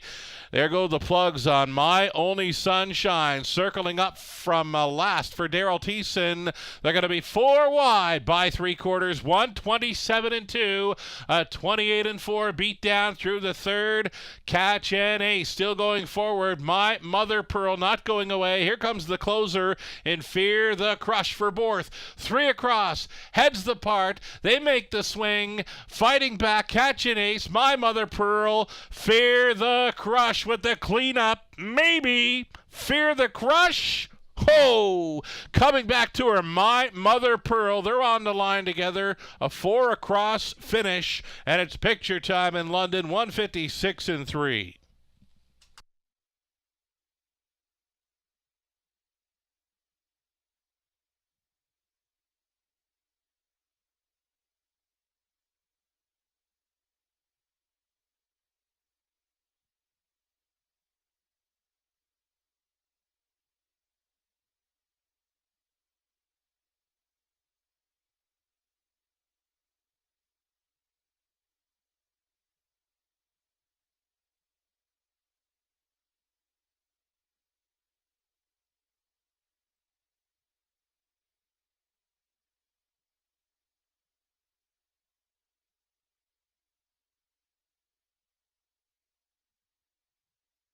4 across finish, and it goes to 2. My Mother Pearl closed up as the heavy hitter at 3 to 5.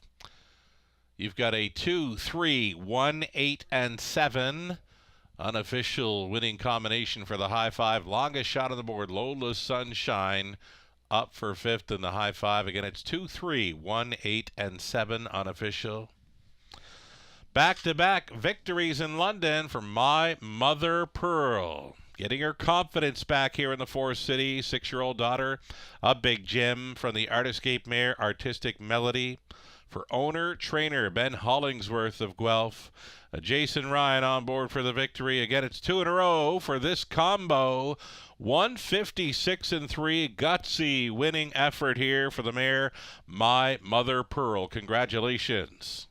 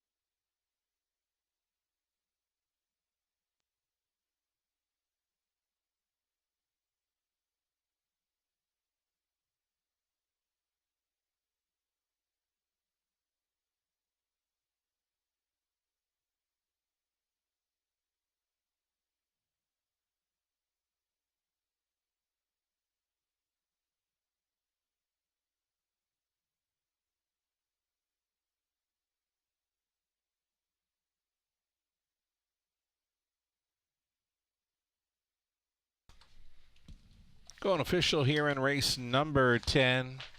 340 to win, My Mother Pearl. Exactor 1730. Dollar try 29.25. High five 20 center 124.89. Pick 3 on to race 10 587. Dollar pick 4 126.05. The pick 5 20 center comes in at 62.35. There was a late double. Pair of twos coming back for $27 even. Official rundown for the 10. Catch an Ace was 3rd. My Mother Pearl won it. Fair the Crush 2nd. Dragon Terror was 6.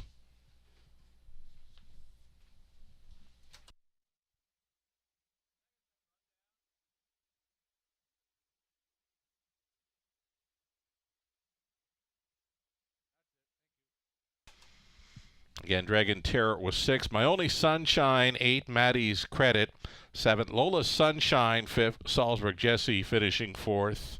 Another big victory by My Mother Pearl. She goes 2 in a row in London. Jason Ryan on board for owner trainer Ben Hollingsworth. Top down a 3-1-2, 6, 8, 7, 5, and 4. That will wrap up live racing action this evening. There's some simulcasting in-house. The next guard of live racing here in London. Friday night, 5:50 start time for 10 races. Thank you so much for joining us tonight from the Eye on London. Skype Sugar Doyle. Have yourself a great night.